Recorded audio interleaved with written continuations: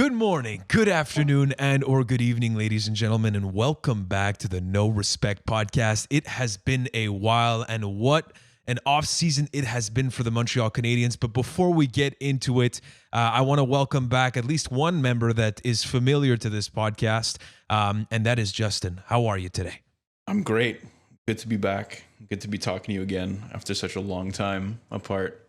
Yes, and speaking of which, let's get into a little bit of the details of our departure. Obviously, with COVID hitting and the break that happened, we also had some stuff personally that slowed us down, that didn't let us kind of continue on last season the way that we wanted to. And so we kind of did a refresh, and part of that refresh, maybe we can call it a retool, just to make the tangent to the Montreal Canadiens, is bringing in a new member to this podcast. We'll get into what we want to change up for this season, and we hope everyone's well back at home and listening to this. But we want to welcome aboard a new member of this podcast, and our friend Alex is an official member of this family now. Alex, why don't you introduce yourself to the folks back at home? Hey, thank you very much. I just want to say it's an honor to be here. Makis and Justin, two of my longtime friends, and they offered me a spot here on this wonderful podcast. I'm hoping I can have a big impact, make some moves with this podcast, and hopefully we get it going long term. Thank you. Yeah, absolutely. Awesome, bud. I like that. And actually, Alex came on the podcast. I think it was about 2 years ago. And the feedback that I got from you, Alex, was just a straight shooter. Called it as it is, and that's what we expect to get from Alex, just bringing it to the table. I would consider him probably the pessimist of the group. I'm probably the optimist. We have a group chat that goes, and every move that Marc Bergevin makes, Alex seems to say that it's pretty shit. Kotkaniemi is a bust, but I know he's joking and he's just trying to get a rise out of me. But it's gonna you'll get to discover Alex the way that we have as we continue this podcast. But boys, let's get into it. It's been long enough that we haven't spoken about hockey. The new season is almost upon us when we're recording. It's the 29th of December, and the season begins January 13th. And since the last time that we did this podcast, a lot of shit has happened. We're talking about the Habs. The last time we did an episode, nowhere close to a playoff spot. Like, it was down the drain. We were maybe like hopeful for a top 5 pick potentially the way that we were playing. And then this pandemic hit, of course, that we all know. Again, I think everybody knows how shit this situation has been for everyone around the world. So not going to get into that. But the only good news item, at least in hockey related stuff for the Montreal Canadiens, is that it somehow allowed us to get into the playoffs. And from there, what happened was that we basically showed a little bit of life. Guys, I don't know what you guys took from the Canadiens' most recent playoff experience and what this meant for the plan that was, in place before the pandemic and us getting into the playoffs, and what this means for the Montreal Canadiens moving forward. Yeah, well, I mean, I think our season was a bit of a huge disappointment, I guess, coming from the season before having about 96 points and missing the playoffs by 2 points, I think. So, I mean, it was definitely a disappointment. And then COVID hit and we got the opportunity to come in and play in those play-in games against Pittsburgh. And we kind of had nothing to lose and just a lot to prove, I guess. So that let our young players come out and shine. And also our older players have had a little kind of break to get their all their bones and their aches and their joints all back in order so that they can actually play again, like Carey Price and Shea Weber and all those guys. So I think, I mean, it's good to see that we have something to look forward to, because during the season it seemed like it was kind of the same old, like, oh fuck, we're back into the same. Sorry for swearing, by the way. I don't know if we're doing a PG podcast this year or not, but I think we put the PG thing away quite a while ago. Great, so I think we're good. Okay, I forget what I was saying, but yeah, I mean, it's just, I guess it was a good kind of bright part of the season in a lot of kind of darkness with 2 10-game losing or 8-game losing streaks. And yeah, so good things in the future for sure. Yeah, and Alex, what I was going to ask you is, what do you feel was the biggest impact and why we saw such a big difference between the Montreal Canadiens prior to the sheer luck of getting into the playoffs and what we were seeing at the end of the regular season and the regular world as we knew it before the pandemic struck? Yeah, I think like Justin was touching on, like the older veteran players got to heal. So guys like Price and Weber, when they get some time off, obviously they want to win a cup. They're going to come out and perform. And I think another major point he touched on was the young guys. I think when you give those guys their chance and they see it as one of their opportunities to step up, prove that they belong to be there, especially a guy like Kotkaniemi. I know Suzuki had probably solidified his roster spot, but a guy like Kotkaniemi coming back from the AHL who had a pretty rough season when people were expecting a lot from him. Mm-hmm. I think you give those guys that second chance, and I think that played into our performance. I want to say, like, touching on that too, before the playoffs, I was one of those people who was saying, like, oh, we lost our shot at a big name player like Lafreniere and stuff. Mm-hmm. And I know I argued with you guys about that like it wasn't worth it. But I think now, after seeing the playoff performance, I can probably eat my words. And I think it did help this team step in the right direction to move forward and do better this year. Yeah, I mean the argument always was, like between let's just forget the playoffs and like I know that even when the playoffs started is like just lose the play-in round. You have nothing. Mm-hmm. The benefit of going into the playoffs, at least for a certain portion of the fan base, didn't seem to be worth it. But now, before we get into everything that happened this offseason and all of the acquisitions, I think we can make a strong case for why it was good, because it allowed the Montreal Canadiens to get out of that, when you beat the Pittsburgh Penguins the way that you did, and even the show that we gave up to, that we gave to the Philadelphia Flyers, I think it just shows that the team took the next step. And those two guys that you mentioned, Nick Suzuki and Jesperi Kotkaniemi, the way that they played in those playoffs made a big difference into why the Habs were so good. Because the question for this team has always been down the middle in terms of our recent woes and why we couldn't be necessarily the competitive team, the contending team that we want to become. I don't think we're quite there yet. We'll get into that later, but definitely those big steps from our youngsters and seeing how consistent they were in such a big moment. Obviously things can change and we'll see how it goes this season, but that's the reason why the Habs, I think this offseason, which was a fucking massive offseason, made those moves. It was like a thing of confidence from the GM to see his team perform the way that they did. So let's sorry, go ahead. Yeah, I was just going to say that, like, if we had lost against Pittsburgh in any way, I don't think Bergevin goes and gets as many players as he did this offseason and as, like, aggressive kind of moves, like trading Max Domi. And we'll get into kind of the specifics of it later. But, yeah I mean, our playoff performance kind of like you said, kind of gave confidence to the fans and to the GM, I guess. Yeah. I think, the Philly series, too, like, we lost the series, but it could have easily gone the other way. There are a few games, Suzuki hitting the post with 30 seconds left in one of the games. Like, there were such tight games. We hit about like 10 posts. But honestly, like, I think I can say pretty confidently, I don't think it's biased to say that we outplayed the Flyers in that series. I know that you need to get it done. I don't think that the Habs were like outmatched by any means, and that series could have gone our way like pretty easily, I think. Well, so I'd say worst case you can say it was even, but they weren't outplayed, that's for sure. Yeah. And this Philadelphia kind of just played the trap a lot of the time, so they'd get a lead and then just kind of sit on it. And absolutely, that's not the funnest hockey to watch, to say the least. Definitely not. I mean, I remember that game where Jesperi Kotkaniemi, I think Jesperi Kotkaniemi like started off like the scoring like in every series. Well, not every series, at least the Pittsburgh one. So that was insane. My penis was erect when that happened. Jesus. No, but when we talk about straight Jesperi, out of the gate. Oh, I mean, we said that the PG thing was out of the water. So no, let's. What I wanted to just say is that... Are we hosting this on Pornhub or something? Or I mean, We've added Spotify to our list, but Pornhub is not off the table, I guess, at this point.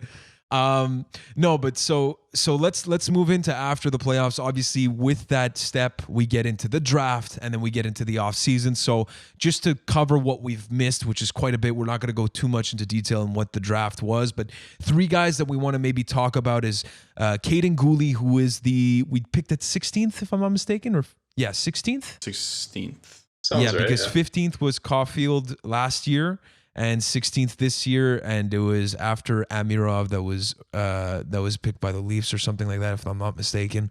I like the way you think.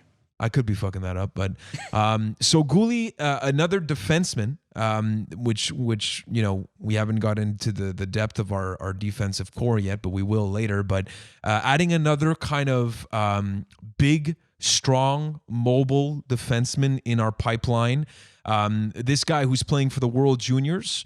And seems to have this mean streak in him. I listened to his interview and I mean, I don't want to make these comparisons. I know a lot of people are making it. It all depends on his development and stuff like that.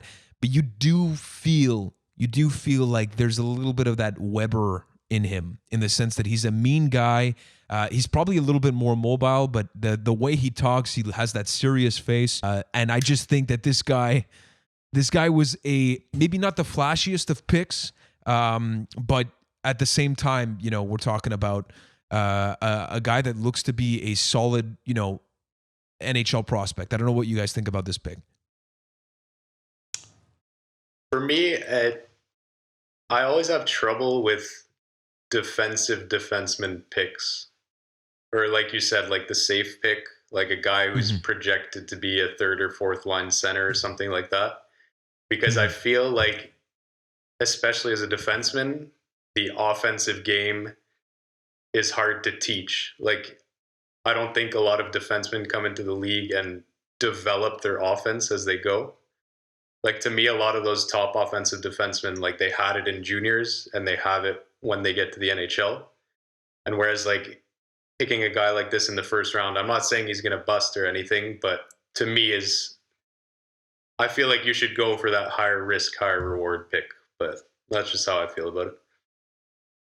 Justin? Yeah, I mean, I see what you're saying. Like, it's definitely like a less exciting kind of pick. It's more of a kind of like, it seems like it won't be like I don't know too much about the player, and I obviously can't predict the future, but it seems like he would be more of a stay-at-home kind of reliable type defenseman in the best case scenario. So it's less sexy, I guess you could say. Like, it's less of a kind of Cale Makar kind of defenseman type. It's more of just kind of like get the job done. Yeah. The problem I have with those guys is that you can get them in free agency and stuff, right? Like, every year Bergevin's been signing a Ben Sherratt. Like, I know he's stepped up a lot offensively, but Joel Edmondson, stuff like that. Like, if they're projecting he's going to pan out as like a solid second line defenseman or third pairing defenseman. But I don't think that's his projection, to be fair. Like, I think that maybe that's what we're, maybe his ceiling is something that we're not sure that it can hit. But I don't think that they're banking on the fact that this guy's going to be like a bottom pairing defenseman. Like, this guy is playing in the World Juniors right now, is not a top 5, defensive prospect, like in terms of like, when Cale Makar was picked, I think he was 4th. Quinn Hughes was in the top 7 or top 8. I can't remember the exact spot, but he wasn't that talent where, you're talking about like an Erik Karlsson, a Victor Hedman, obviously not at that caliber, but I honestly don't think that he's going to, his ceiling is, like a top 4 defenseman only. I think they're hoping that this guy has the mobility, the strength, and the potential to become a Shea Weber type of defenseman. Obviously, that's wishing a lot on a young prospect, and we have to see how he develops. But the good news about this thing, and not just about Caden Gooley, but talking about the other guys that we drafted, like Tuck, Mishak, I think that's how you pronounce it. Tuck being obviously the brother Alex Tuck on the Vegas Golden Knights. Mishak, who apparently a lot of people were saying that they couldn't believe that he was still available when the Habs picked him. So, again, when you talk about prospect, things can change. People can, go from the fourth round being an NHLer like Victor Mete, or you could be bust like Nail Yakupov. So it's all kind of, touch and go when it comes to prospects. But again, this pipeline alone, I think we can all agree is pretty stocked right now. Yeah, for sure. And I mean, right now, our especially on defense, it seems like, well, I guess not so much in the prospect area, but just as a kind of depth, we have a lot of depth on defense. So yeah, I mean, we don't have a lot of promising prospects. So I think adding to defense was not a bad move, obviously. But yeah, it remains to be seen, I guess, because you can't ever predict anything with, especially the kind of 10 and up picks. It's always like a fucking crapshoot. Like, you have no idea. Yeah, sure. I hope he pans out to be a Weber type. And yeah, like you said, it makes sense. Like, the more D-men you draft, like, we've stockpiled a lot, even if they're not top end prospects. Realistically, one is going to pan out at some point. So I guess there's no harm in it, but it just wasn't. The pick didn't excite me, but. Yeah. Fair enough. Like, I can buy that argument, but at the same time, when I look at the defensive prospects that we have, we talk about Struble, who's another mean defenseman, mobile and maybe a little bit more raw in terms of his potential. Like, nobody has a real clear vision of what he can really pan out to be, but obviously the physical side of his game is extremely strong, having a great performance. I want to mention a couple other guys. Obviously, Jordan Harris was another pick that we've seen, at least I've seen on Twitter, getting great praise from his coaches and performing extremely well. They talk about his IQ, his mobility, not as physical as the other guys, but again, you want like a difference in your prospects, and I think we've covered that. And the last and probably the more skilled and offensive defenseman prospect that we have is Matthias Norlinder. So when you start, gathering all of these picks, and you talk about Gouli, who's a bit meaner, you talk about Struble, who also is that type of caliber. And then after that, you take a look at maybe the guys that are a bit more IQ oriented and speed oriented and mobility oriented. And then you got that covered with Norlinder and Harris. So, we haven't talked about Romanov joining the team. We'll get into that later, but I just think that we're in a good spot with all of our prospects. We haven't talked about our forward prospects that much, but Caulfield is a part of it. So just to move on and get into maybe just this season and what's up next, we can move on from this. But again, just this was the draft element of the season that we passed. So that's what happened there. And let's talk about, the season itself for the 2020-2021, even though it's playing out just in 2021. The season is officially a go, and we got that information a couple of weeks ago, so that's great news.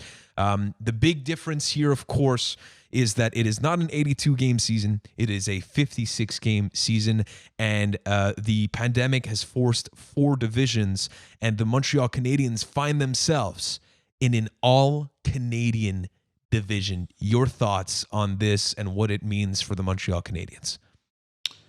I mean, for me, I think it's going to be exciting to watch because a lot of the time we don't get to play a lot against Canadian teams, especially in the West. So we'll play them maybe twice per season these days. So it's going to be exciting to play against those teams a lot more. On the other side, it's, I think, a very tough division to play in because 6 out of the 7 teams were playoff teams last season and are very tough teams to play against and teams with a lot of skill and talent and size. So it's gonna be fun. It's gonna be tough, but I think the Canadiens have a decent enough team to fight alongside these other teams. Agreed.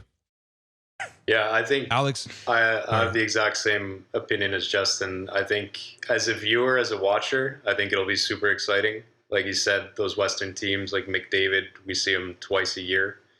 Now we'll get to see him, I think it's 8 or even 10 times. So just as a fan of hockey, I think we'll get to see a lot of good games. But it will be tough because there are a lot of good teams in the division. I think, yeah, you could only say really Ottawa would be one that you'd expect a win from. The rest will be close games. So, yeah, as a viewer, fun to watch, but tough for the team, I think.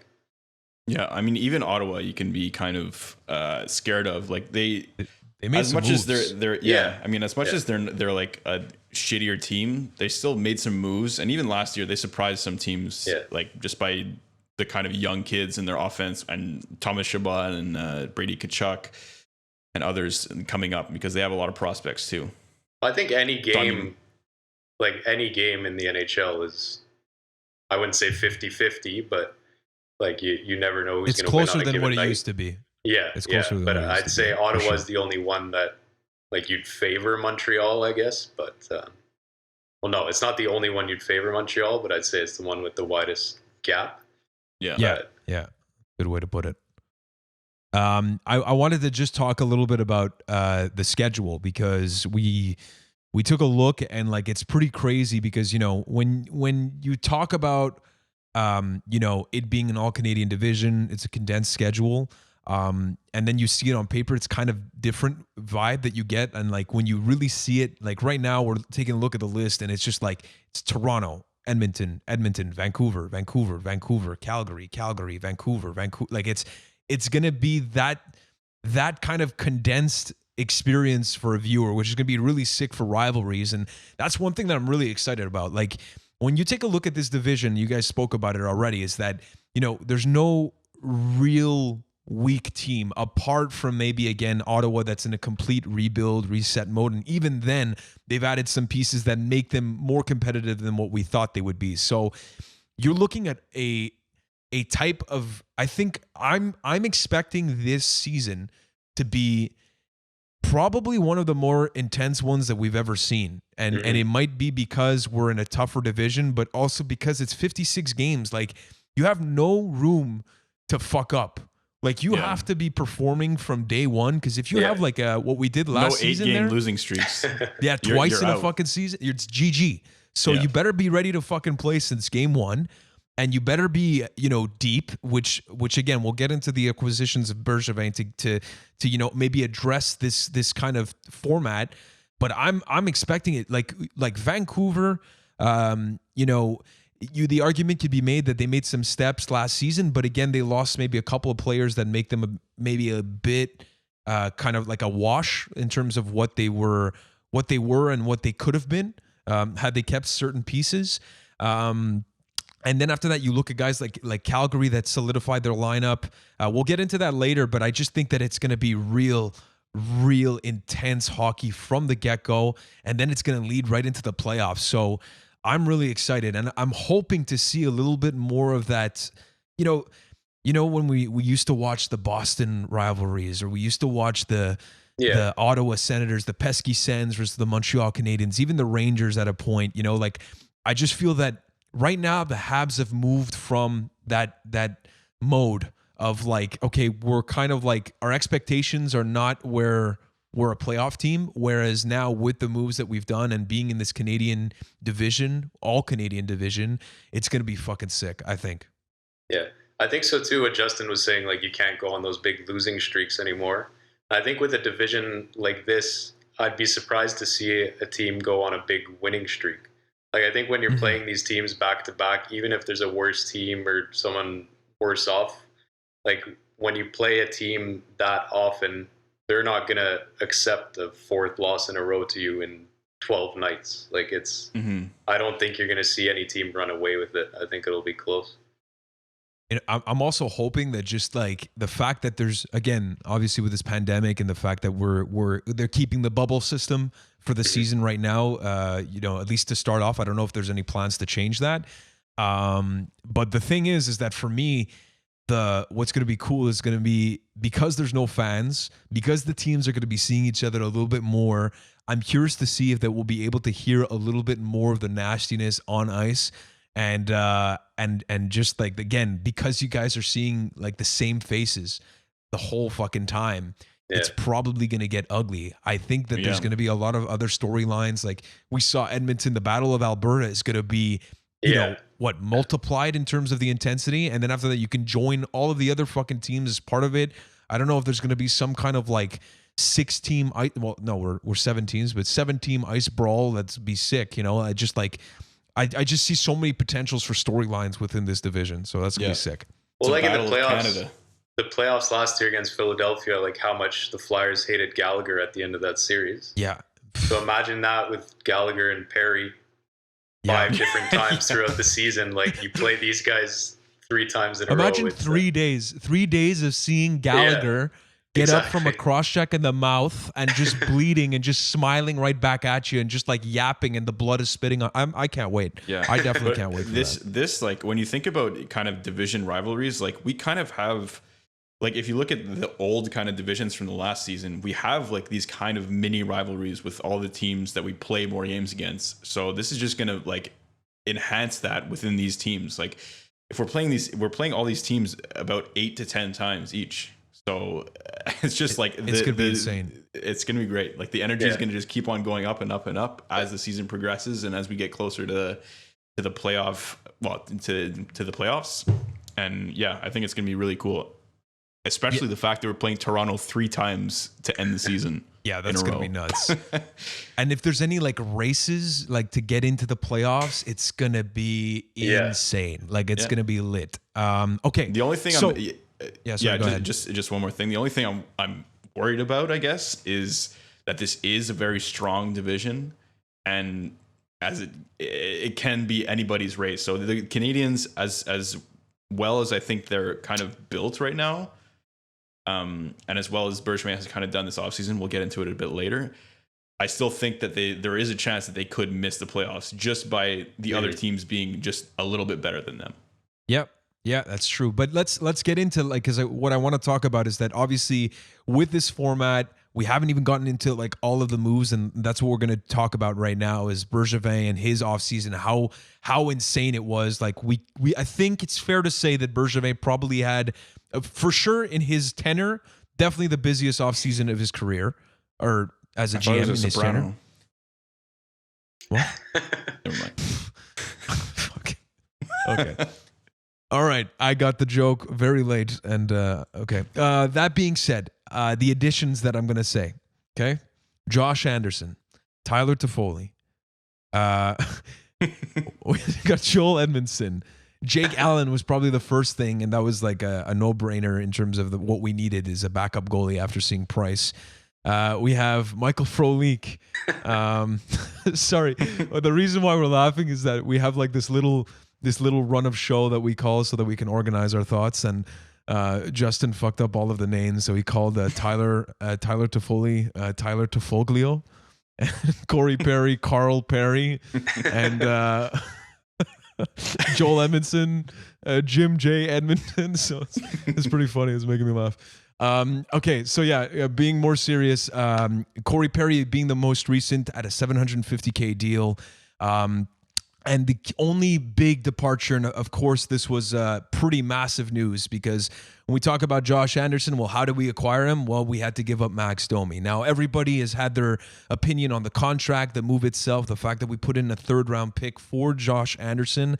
I wanted to get your thoughts very quickly just on that trade because we haven't had the chance to talk about it. All of the others are kind of like actual just free agent acquisitions. There's no real controversy to be had. So your thoughts on this move and if your opinion changed from when it happened and now that we've had time to digest it. For me, I think if Max Domi were to stay in Montreal, we would have had to give him a longer term contract. I think that's what he wanted, and he settled with a 2-year, $10.6 million contract with Columbus. So, I mean, I don't think we were ready to give him that sort of long-term, high-paying contract. So we went out and got Josh Anderson, who I think, to me, is a really good player. He's like a power forward, someone we need, some big body that can score, that can shoot the puck. However, he's had some injury issues. He only scored 1 goal last season because of that. I think he recently had shoulder surgery. So I think it was 4 goals to be fair. Wasn't it? I thought it was.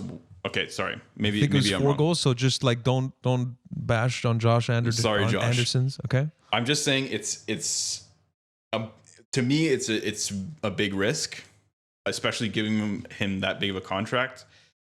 But I'm ready for him to prove me wrong. I think he's an exciting player, so I'm excited to see him. Alex? Yeah, I think Domi is a more skilled player. I think he might be a better player. But from how he was used last season compared to his 72 point season as a center, now that we have Dano who's established himself, Suzuki and Kotkaniemi who I feel are pretty settled in center roles as well, and how Julien was using him, I think the deal makes sense. Like, if I don't really see Domi as a winger, at least not a fourth line winger. I think just for the build of our team, I think the deal makes sense. I wouldn't be surprised to see Domi outscore Anderson or get more points than Anderson, but I think from the offseason we've had and like the moves we've made, there's clearly a way Bergevin and Claude Julien want to go with the team. Yeah. And I think them making these acquisitions kind of supports that. And if they believe in it, I kind of do at this point, considering how many moves they made. So I think the deal makes sense in that way. But I think Domi might still be the better player. Yeah, I mean, I think they're different players. The way that I view this deal is that I think 100% the Montreal Canadiens probably overpaid, but I don't care. Like, the main thing is that when you look at our center depth and what happened during the playoffs, obviously Max Domi became expandable. You know, expendable. Sorry, not expandable. But for me, that's the main thing, is that if we didn't have the center depth that we have, and that Nick Suzuki and Jesperi Kotkaniemi they don't show what they showed, I don't think this deal happens necessarily, and I don't think that Max Domi is necessarily put on the fourth line because he's not going to get outperformed by players like Nick Suzuki and Jesperi Kotkaniemi if they don't have that opportunity to show it. So I think that's the main thing, is that, you know, when you look at the price tag that with the third round, it meant this was Marc Bergevin. I think you can say from a value perspective, yes, losing the deal, maybe, but but he had the option to lose that deal and make your team better. So, like, from a value perspective, yes, you may have overpaid for Josh Anderson. Yes, you gave him a 7-year contract, which is risky. You take a look at the type of build that he is, and yes, he had only one season, which was a great season, where he scored 27 goals. He's got the speed, but he's got the size. Kind of at la Tom Wilson, I can say that. You know, you take a look at like the type of build that he is. He's mean, he's big, he's fast, and he can play. So I think, like you said, like the build of this team was missing this type of player. We all know that Marc Bergevin has been looking for this type of player, even from like, you know, when Lucic was signed with Calgary. Like, I think they were the runner-ups. You know, when they got Shea Weber, you know, I know that Marc Bergevin was interested back in the day to get this type of player. So it's no secret that they've been looking for a big presence, a guy that can play hockey to make them tougher to play against. And they got that in Josh Anderson. The rest is for him to prove, but I'm personally not worried. I'm fucking excited to see what this guy's going to do. Yeah. I just think that personally, like, I think that he's going to kill it. He might, like you said, he might not have the same amount of points, but in terms of overall presence, impact on the game, I think it'll be face value as to what Max Domi brought to this team, and more so because he doesn't have the same spot and he completes the team better. So yeah, I think just kind of Bergevin's plan kind of revolves around making like Canadians' size bigger. Well, adding more size, I guess. Yeah.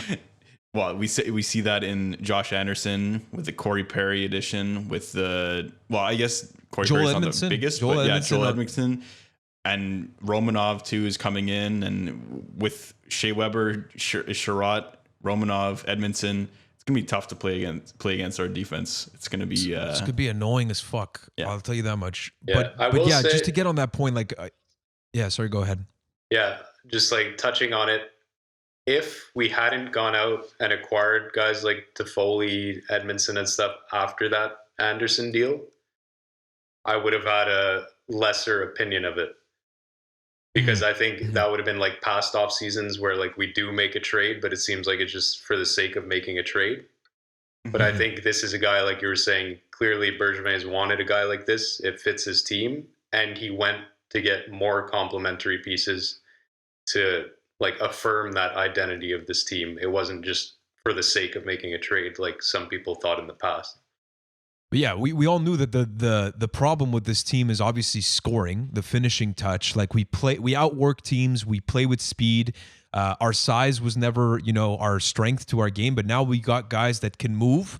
I don't know if Tyler Toffoli falls under that category, but in terms of the finishing touch, we all know that this guy is, removed maybe a couple of seasons from a 30 goal season. So this guy has the finishing touch, not to mention that was it the overtime goal against Boston with like 0.01 seconds that he scored? That was fucking lit. Yeah. Unreal. So expect that like on a regular basis. And I just think that when you look at the moves, Joel Edmondson, I think because we lost Marco Scandella to the Blues, I think that maybe that he saw what happens when you bring in like a tall, strong, mobile guy. That I think Joel Edmondson is maybe a bit meaner than Scandella, good old NDG boy. But he knew that there's a missing piece. There's a missing depth on that roster. And then after that, Alexander Romanov that's going to be joining this team. And when you look at like all of the conversations that have been, whether it be Bergevin, Dominique Ducharme, Luke Richardson, like all of these guys are ranting and raving about the addition of Romanov and how much of an impact this guy can have this season. I wanted to get your thoughts quickly before we move into the other Canadian Division teams and take a look at their acquisitions off season. Yeah, obviously Romanov, I mean, it's a big piece if he lives up to what people are saying about him. Personally, the only full games I've seen him play were those World Junior games. Was it 2 years ago? Where he was dominant, but it's different playing against 18-year-olds. Mm-hmm. I hope he can step up and live up to the hype. Like if you can get a mobile guy who's physical, who he might not have that huge offensive upside, at least not yet, but from his games in the juniors, it seems like he can clearly develop that. So yeah, if you can have a guy like that step up and fill the second pairing, that Weber-Sherratt first pairing was insane in the playoffs. So if you give Petrie a guy like that, who's, I guess, in a similar mold to Petrie, just more physical. I can't say that Petrie's a pretty big hitter too, but yeah, like you guys are saying, it's just a really hard defense to play against. That adds even more offensive upside now. Yeah, I agree. I agree with that too. I mean, I'm excited to see him play because again, like Alex said, I've only really seen him play in the World Juniors and a few little YouTube highlights here and there. But I think he's going to be a solid kind of young defenseman. Not going to be doing too much on a score sheet, but I think he's going to show something like Cale Fleury showed in his best times, like just kind of a solid defensive presence and a big body there to kind of shut people down. So hopefully that's what happens. And I mean, we can't forget too, like we have a lot of defensive prospects and defensemen. Like we have Cale Fleury, Noah Juleson, who we've all forgot about because of his iron injury. I'm actually excited for Noah Juleson because I loved what he was doing beforehand. Like, and if he can get back to what he was doing, that's going to be sick. For sure. I love the size of his jaw too. It's crazy. Yeah. Oh yeah. It's like Reese Witherspoon-ish, if you know what I mean. Like it's great. It's fantastic. I do. I don't know what you mean, but let's move on. Let's move on. Okay. All right, Justin. But yeah, okay. So I'll ask one last question with regards to the Montreal Canadiens roster and the offseason moves. Obviously, the last thing that I think is pretty obvious that we needed was a fucking good backup goalie, which we got in Jake Allen. So with that being said, yes, we're paying $15 million. Yes, people are going to complain. It's only for 1 year, and then he extended for 2.3. So it's chill, relax. Let's talk about what the biggest question mark for you guys is on this team. Because, we can talk about the strengths, we can talk about the weaknesses, but let's just sum it up to what the biggest question mark is and what is going to be the difference between this team going in a long playoff run, actually making the playoffs should probably be the first thing that I say here. And what could stop that from happening for you guys? Let's start with you, Alex. I hope I'm not stealing Justin's here, but I think it's going to be Suzuki and Kotkaniemi. I think if they perform like they did in the playoffs, Suzuki pretty much showed that he's capable of being a first-line center. If he can keep that up, I think we're in a good spot. But if both of those guys regress, or if Kotkaniemi goes back to playing how he was last year before the playoffs, I think we have an issue down the middle again. Yeah, I mean, I totally agree with. I think Suzuki's a kind of safer bet at having at the 2C position, because he showed he was consistent pretty much all year and throughout the playoffs. So it's, for me, it's really on Kotkaniemi to kind of fill that role of the 3C and really show that he can be there and put up points and prove that he belongs here as a top 2 center on our team. Other than that, I think also the power play is going to be a huge thing too, because our power play has definitely struggled the past few seasons. And I think even like these additions that we've made with like Tyler Toffoli and potentially Josh Anderson going on the power play could help a lot. And even, I know Alex won't like this, but the Corey Perry addition would be great net front presence. So yeah, that's it for me. As long as it's not Jordan Wheel, I'm good. Yeah, or Nick Cousins, Jordan Wheel, yeah, Corey Perry. That's the dream. It is. But so just to be a little bit different, what I was going to say is that obviously that's for me a guarantee. That's going to be the difference for me.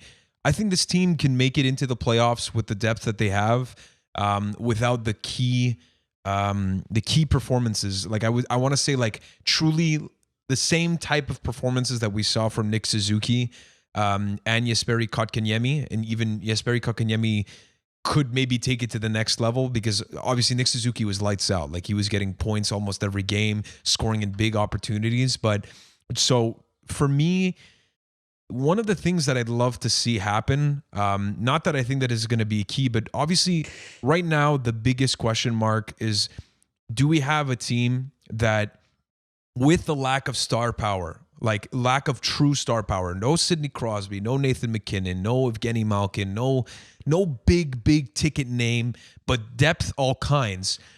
Can we make it through, to make it this long of a run, to make it to the Stanley Cup? I don't know.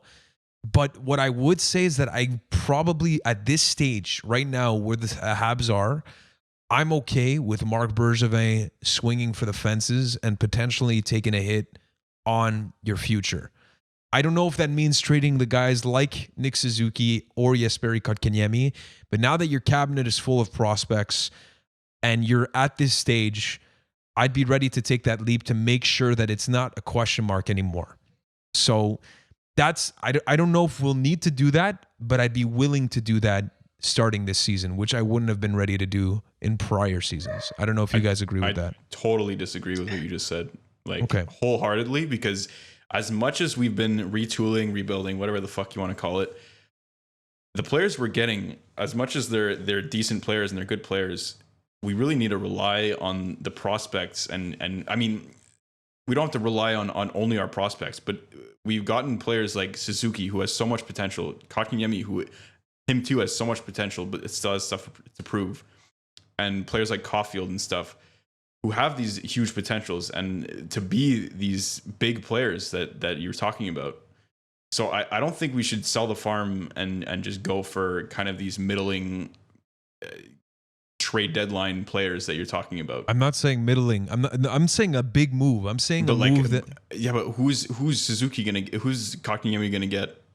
I'm not saying just one for one. And sorry if you hear my dog barking. By the way, she's woken from her nap. That's it's just a little obstacle for today's podcast. But what I was going to say is that for me, if you can get a bona fide superstar, that's maybe older and not doesn't have like, it's not going to be a Nathan McKinnon, but maybe I'm open to the idea given the price. I don't know what it would be, but if you can get me a Claude Giroux, or if you can get me a Evgeny Malkin, if you can get me something that puts you over the fucking line and gets you a superstar for maybe another 2-3 years to put you in a position to fucking do something real, I'd be open to it. I'm not saying that like it's going to happen and that I necessarily want it to happen. I'm just saying I'm open to it now because of where we are. You disagree with that? I just think the value they would be looking for, it'd be way too high. It'd be Suzuki and Kotkaniemi plus. Like, what if it's like Suzuki? I'm not trading Suzuki. I don't want to trade Suzuki either. I don't want to trade Suzuki either. Like, don't get me wrong. This last season was his first season. He was I know like he's top going to be 5 lit. in Calder. I know, dude. You don't trade a player like that. Okay, but Wayne Gretzky was traded. Everybody says that when it comes to like these types of things. Like, I'm just saying that you don't think that we're at a stage right now that you'd listen and say like, I don't want these players to go. Don't get me wrong. But don't you think with the roster and the question mark still that we don't have like a bona fide superstar? The problem I have with what you're saying, if you told me this, if it was like a year or two from now, and we have 2 seasons of going like around 110 points, and we've proven that we have kind of like a core that's good, then I'd maybe agree with you. But look at last season. We got like 70 points. We're not out of the woods yet. Like we're not even close. But that's making my point, actually. No, it's not though, because you're still sacrificing the future for these players now, and we haven't proven that we even have a fucking team now without these players. But if your guys prove that they're players, then you don't need a superstar. But when did they prove it? We got 70 points last year. But I'm like, okay, we agree that the wingers that we acquired aren't youngsters, right? They're bona fide NHLers, correct? Yeah, well, I mean, what? They're 27? No, 20. Yeah, so Jonathan Drouin, prime, I guess. Like, Jonathan Drouin may be considered like, still on the brink of development, but almost, we want to see more from Jonathan Drouin, of course. I think that's everybody can agree with that. All I'm saying is that right now you got 2 very strong pieces in Kotkaniemi and Suzuki, but for us to be on paper like a Tampa Bay Lightning, we're missing that Braden Point, Steven Stamkos, correct? Yeah, correct? Of course. Yeah. I'm not saying we're not missing anything. I'm saying that I don't think we should go for it right now. Like, I don't think it's the time right now. Okay. All right. So, but I do agree with we're missing that kind of player. But I'm saying that the players we have now could develop into that, like a Caulfield, I agree with you. Like a Suzuki, like I agree with something you. like that. I agree with you, but I'm just saying now that you have those pieces, I would just open up the conversation. Just a quick telephone call. Just take a look, test the waters, say like, hey, what's up? Let's just talk real slow. And just Nick Suzuki, what do you think? And I don't want this to happen. Don't get me wrong. But I'm just opening up the conversation. Yeah. That's all I'm saying. I mean, just one more thing about that. A luxury we do not have anymore is cap space. Correct. So that's gonna be a big factor when going for these kinds of trades. Yes, absolutely. So I mean, when you're paying Josh Anderson $7 million around, you're paying Carey Price obviously the most money in the world, and so I agree. It's not going to be easy. I'm just saying that I'm at the stage right now where I think Bergevin's done a great job, and we can move on to the other teams. And I don't know how long we've gone up to now, but it's probably about getting 50 up there. minutes. Okay, excellent.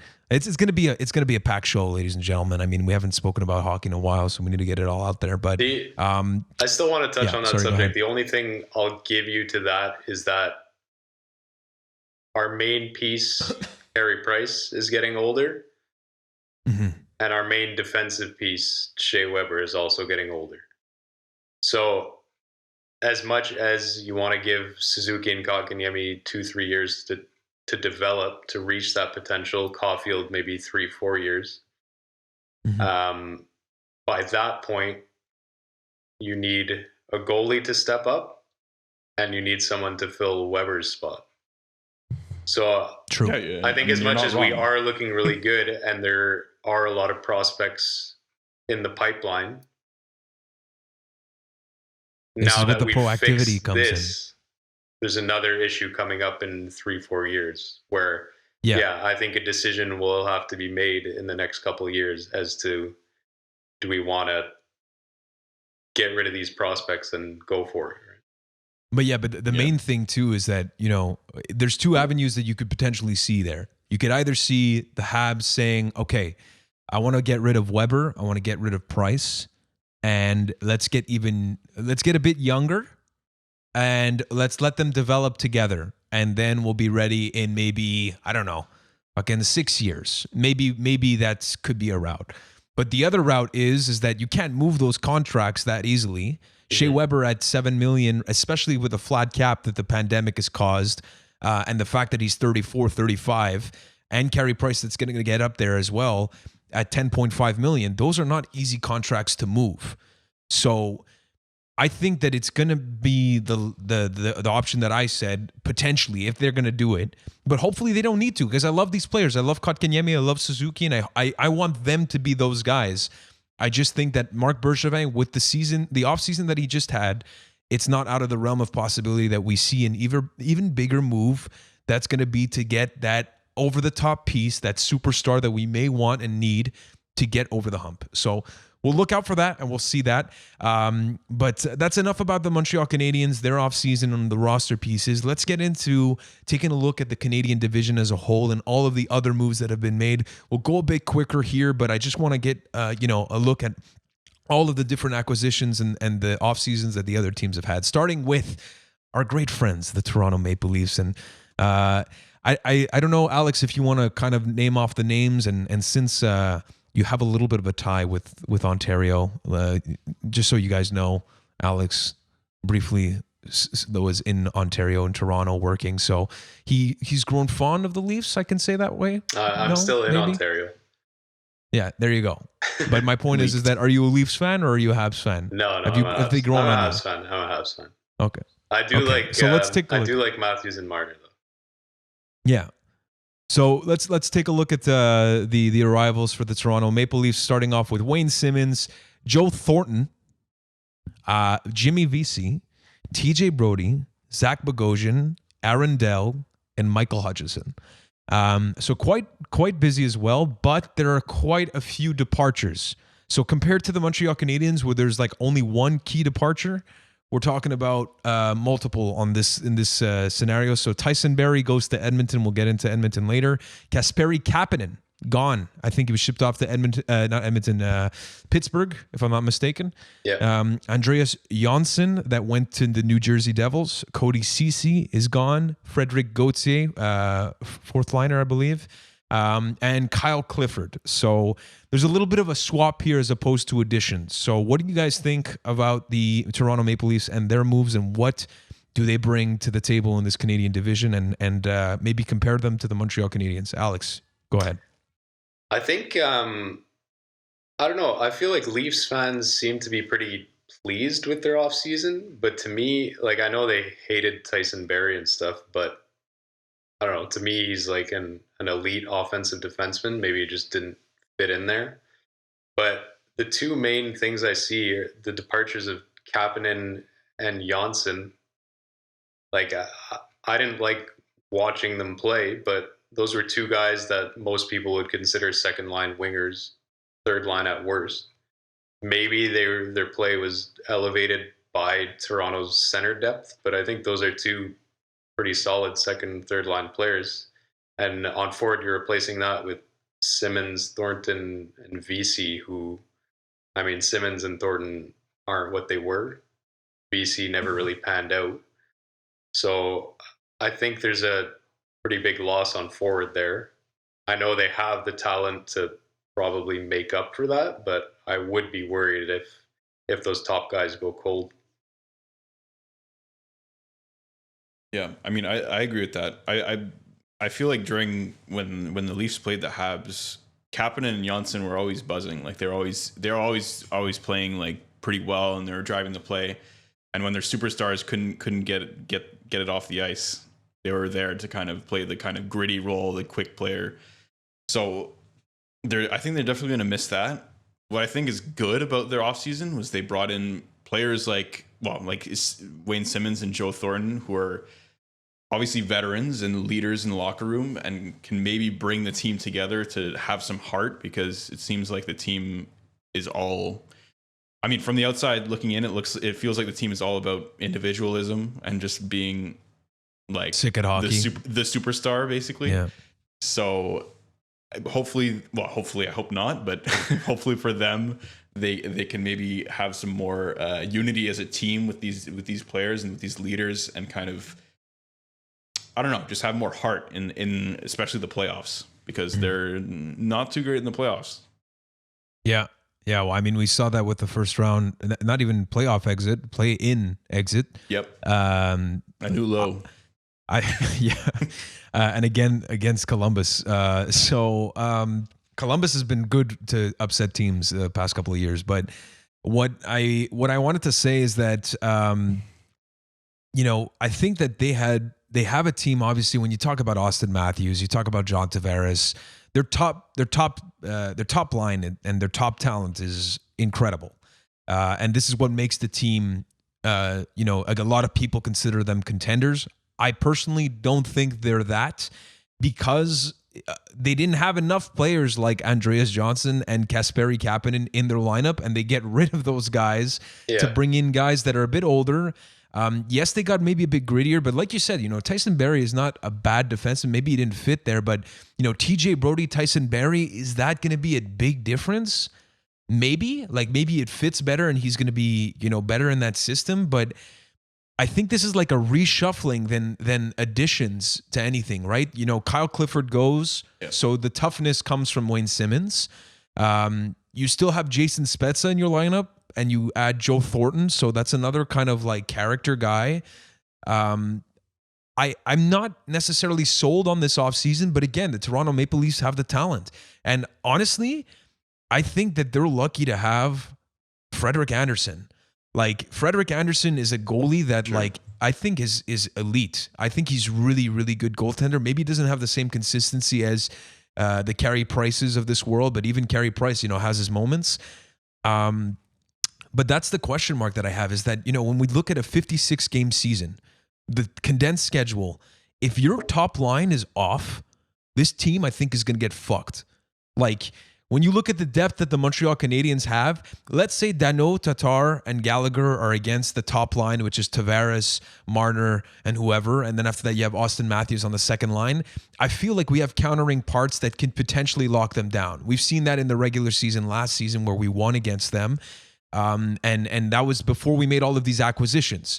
So then when you go down the lineup, you see a big difference in the depth that the Canadians have. Again, I might be saying this, and this is probably biased. I'll give it to you. But I think that the Toronto Maple Leafs have a chance at winning the cup for sure, but they're not a lock for me to win this division by any means. And the gap has been tightened quite a bit from the Montreal Canadiens perspective on my side of things, I think. Yeah, I think another point that, like, to your point about Frederik Andersen being so good, like, their defense is very okay. Like, they have Morgan Riley, they had Tyson Barrie, and then it's kind of like Justin Hall. Like, I mean, I'm nothing to bash against Justin Hall. I don't really know the player that well, but I mean, I feel like they don't Zach have any. Bogosian. Like, I mean, yeah, I don't know if that's gonna get the job done. Like, it worked in Tampa Bay for Zach Bogosian. I think he was there, right? Yeah. If I'm not mistaken. It was Shattenkirk, Bogosian. I mean, he was like a 6'7" defenseman, but yeah. But like, right? They had Hedman, Maybe. They had Sergachev, they had a little bit more of that kind of star power on defense that they don't have. Like, I love Morgan Riley. I think he's a tremendous defenseman, very good. I think he's one of the elites. I don't put him on the Victor Hedman level, and they don't have that second piece like a Sergachev to say that they have that kind of duo to just carry them. Tampa has Ryan McDonough as well, right? Yeah, correct. Yeah. I even forgot about that. Well, Tampa is the most stacked team. Like, Yeah, it yeah, doesn't make sense. 100%. Yeah. They're stacked in every fucking position. Yeah, it's crazy. So I think that Toronto Maple Leafs, they could win the division, they could win the cup. I just don't think it's a lock. So we'll see what happens. I don't think they can win the cup. I don't think they have a chance in hell of winning the cup. I'm trying to be politically correct. I'm trying to be maybe out of the politically correct, Canadian honestly. teams, they have the one of the best chances, but I don't even think so because they haven't shown anything in the playoffs. Like that's the other part. Maybe a guy like Joe Thornton can rally these guys, and maybe it's a question of character. Like, you know, I know that people laugh when they talk about these type of things, but you know, it is important to have an identity, to be a unit. Like the Vegas Golden Knights, what they did at the first season was a question of like a bunch of people being the same mindset and trying to prove people wrong. Right now, you've got superstars in Austin Matthews, Mitch Marner. Again, John Tavares is obviously a little bit different because he's not a youngster anymore, but there is that side that could make the argument that they're lacking that kind of group chemistry to bring them to that next level, you know, to be on the same page and get the job done. So we'll see. Again, you know, they've been through a lot of pain, the Toronto Maple Leafs fans. So if they do win the cup, I mean, fuck, it's been a while. You know, it's about time. So let's see if it happens. I'm not sure. Again, this year's the year for sure. So you guys look get at to us, move on? Talking like 10 minutes about the Leafs or like TSN. I mean, listen, we gotta even the playing field a little bit. We'll move on to the next team if that's good with you guys. Unless you had any other points. There are other teams other than Toronto. Yes. So let's get into the next one that we have here. It's the Edmonton Oilers. And we just spoke about Tyson Barrie leaving the Toronto Maple Leafs, and he joins the Oilers on a little bit of a prove me contract. And when you're playing with one of the best players in the world and Connor McDavid on that top pairing unit with also Leon Draisaitl, I don't know, fucking Hart Trophy winner, like like I think this guy made the right move to make bank next season.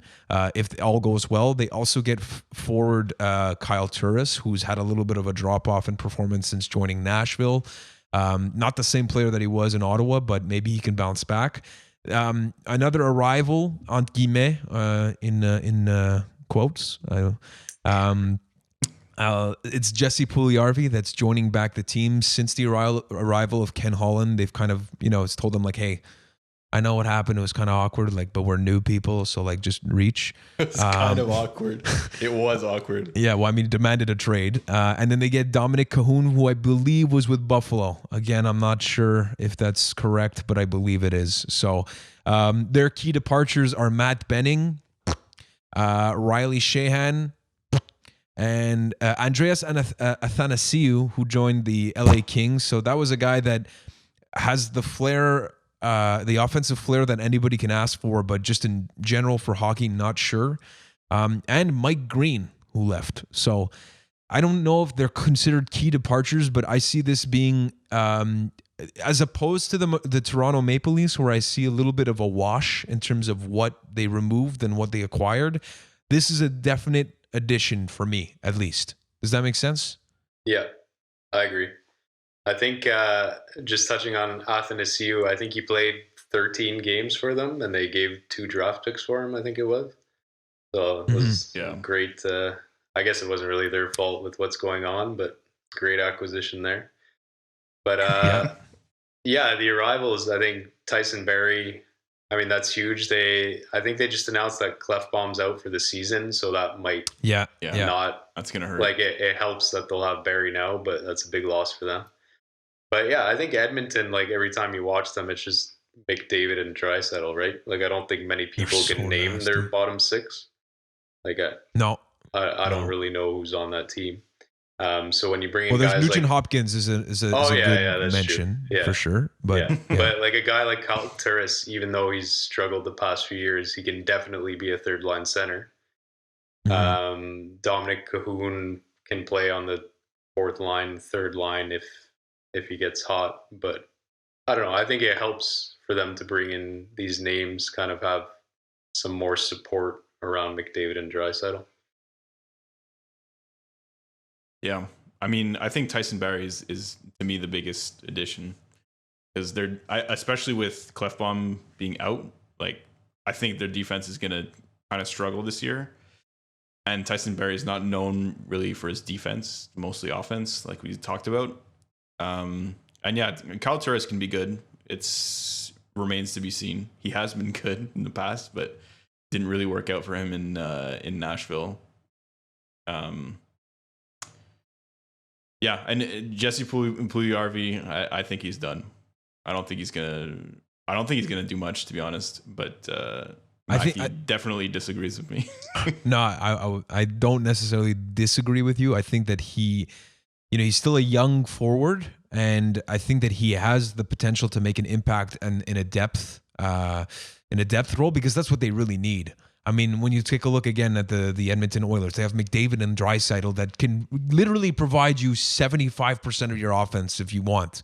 So, when you take a look at that, like, even if Jesse Puljujarvi isn't what he was supposed to be, if he's an impact third line player and that they're not, experiencing any cap issues and he's at a low cap hit, that's going to be a good addition to that team because they need it.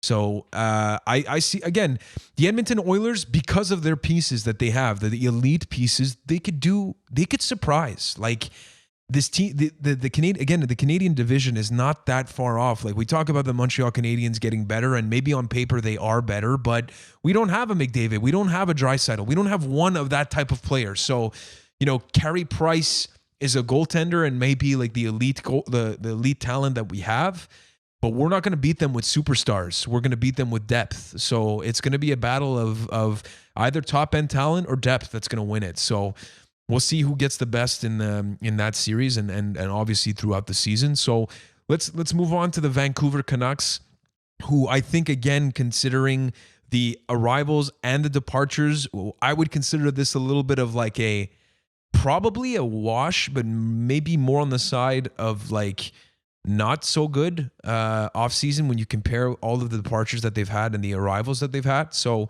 the arrivals are, of course, Braden Holtby and Nate Schmidt. So you're saying like, okay, that's fucking sick. But you lost Jacob Markstrom, but you have Thatcher Demko, which was out of his fucking mind during the playoffs.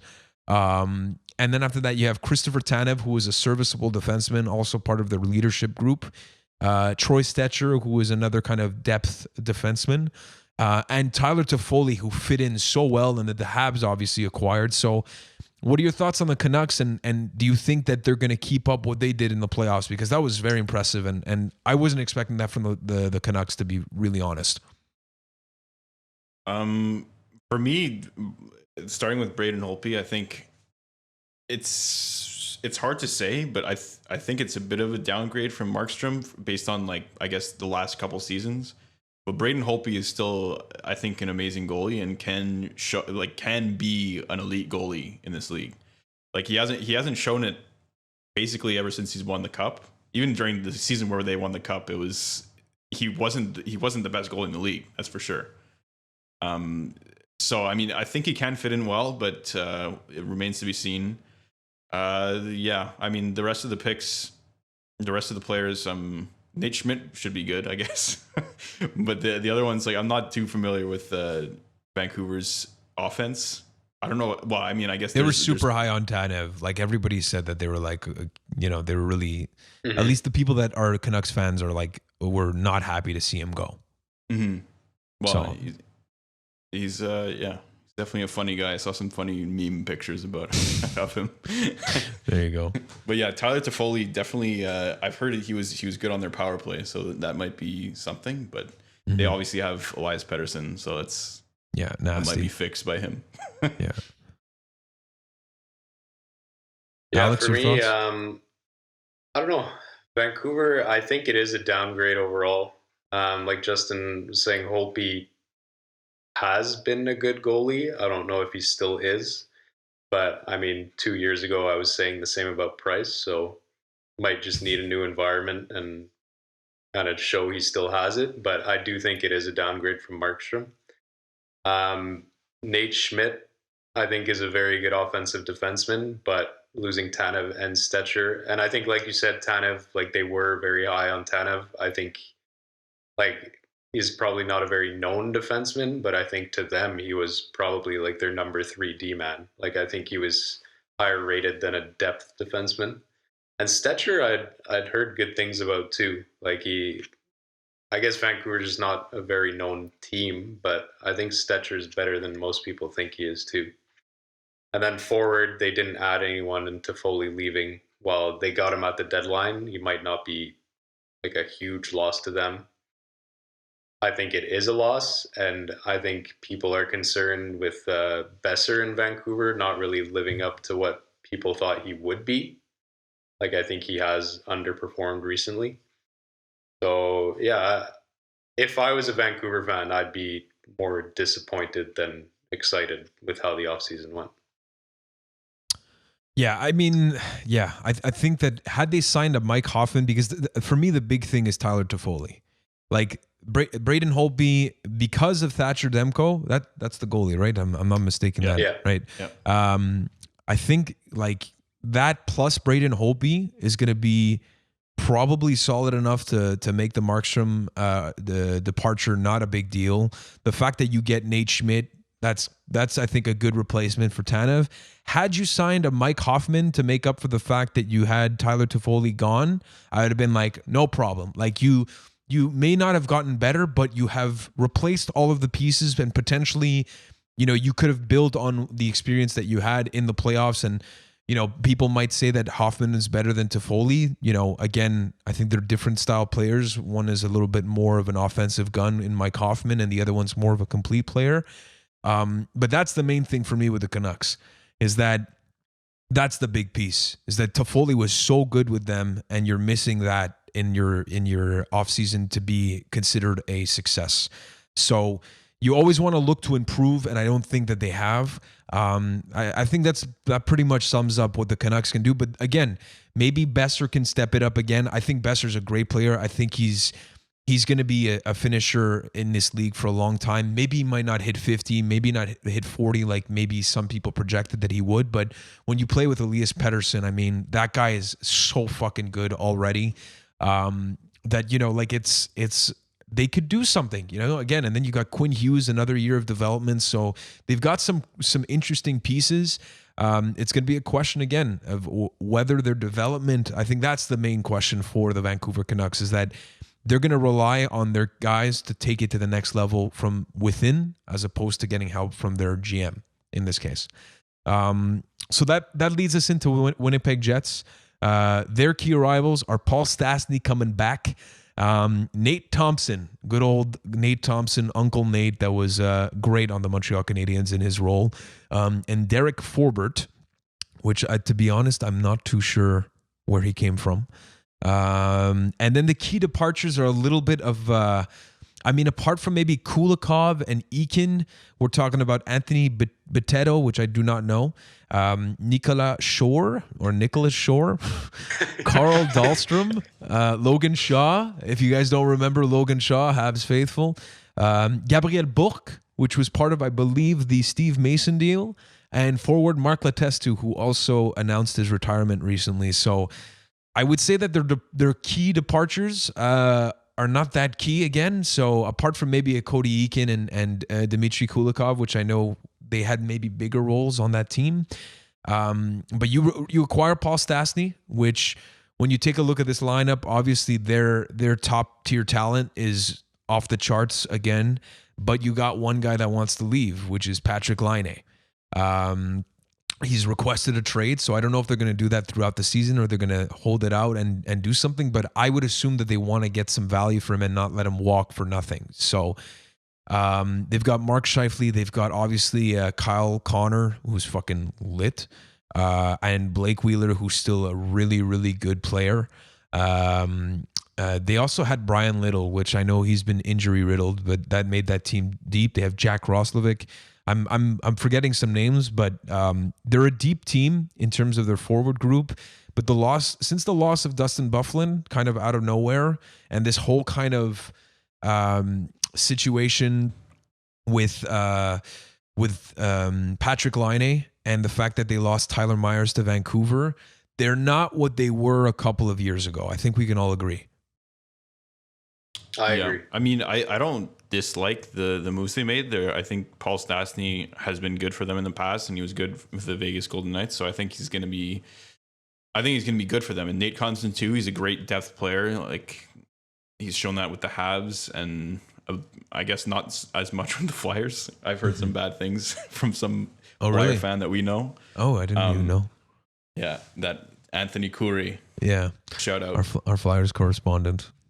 Anyway, but yeah, these aren't bad moves, but I really expected them to maybe add something bigger on defense, because that's something that's kind of lacked in the past season. Obviously, like you said, when they lost Dustin Byfuglien to his break or retirement or whatever it is. So I really thought they would add something on D for sure, because I think what was holding their team together really was Connor Hellebuck. With his Vezina performance. Well, he won the Vezina last year, and how he basically carried the team, or the defense of the team. So that's something that I'm kind of perplexed about, I guess. But yeah, not bad, I guess, but not what I thought. Yeah, I think I have the same opinion as Justin. Like, to me, it's not really like their key departures. I wouldn't say were very key. But it's more the fact that they didn't add anything. It's like getting worse by not adding anything, basically. Like, they know their main issue was defense last year. Like you said, they're super deep on forward. Adding Paul Stastny, well, he might not be what he was 5 years ago. He's still probably a solid second line guy. But bringing in Derek Forbort as your only defensive addition when you struggled so much defensively and Hellebuck had to bail them out so often. Like, I think that's, perplexed is the right word for it. Like, everyone knows that's their issue, and to not do anything. I know it might be hard to sign free agents in Winnipeg. Like, obviously there's nicer destinations, but yeah, especially with, I'm pretty sure Byfuglien's considered like retired now, right? They have the cap space, I believe. I'm not sure. I think so. I think so. I think he's LTIR. Yeah, so like long-term injured reserve, or he just forfeited his contract. Yeah, so I'm pretty sure they have that cap space from Byfuglien leaving. So yeah, even just like a fourth defenseman or something, like, it doesn't have to be a big name. I think, I mean, we got lucky. We got Sherratt before Byfuglien left, so that kind of screwed them. But yep. Well, no, they got Nathan Beaulieu though. So it's true. They just re-signed him, man. Well, we got a Nathan Beaulieu look-alike in Josh Man, they literally look the same. Yeah. It's crazy. One is just fucking jacked, and the other one, well, I don't want to be mean. I was going to say he didn't live up to his potential. Maybe we should give you a call. Maybe you could give him that's the worst part is me and Nate Beaulieu shared a great phone call. And I legit told him, I'm like, dude, I think you're a top 4 defenseman. He's like, you really think so? And then after that, I don't know what happened. You shattered his It may have been my fault. I'm sorry. No, but no, I don't mean to disrespect Nathan Beaulieu. I mean, he's done a lot more than me in my life. So, I agree with you guys. I think what you said hit the nail really on the head, Alex, is that when you take a look, especially at the context of this offseason in the Canadian Division and what the other teams have done and what they already were, like, this is the time to do something. So that's why I consider, the Vancouver Canucks a little bit of losers of this this type of offseason. Yes, the addition of Paul Stastny is a good one.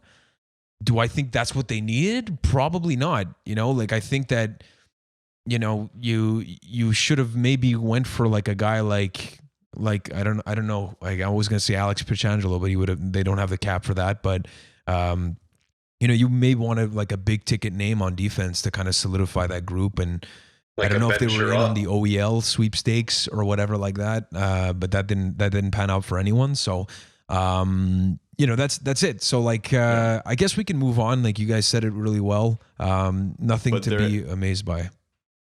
Yeah, it's like they're a boat with a hole in it, but they're adding sails. Great, nice, great. I've been thinking about that for the last 6 minutes. I'm glad you have. Let's move on to the Ottawa Senators. I think we can all agree that the Ottawa Senators have gotten a lot better this offseason. And the list of acquisitions that they've gotten are the following. So Matt Murray, of course, coming from Pittsburgh. Pittsburgh saying, ciao, bye. Tristan Jarry is our guy. Eric Goodbranson coming from Anaheim.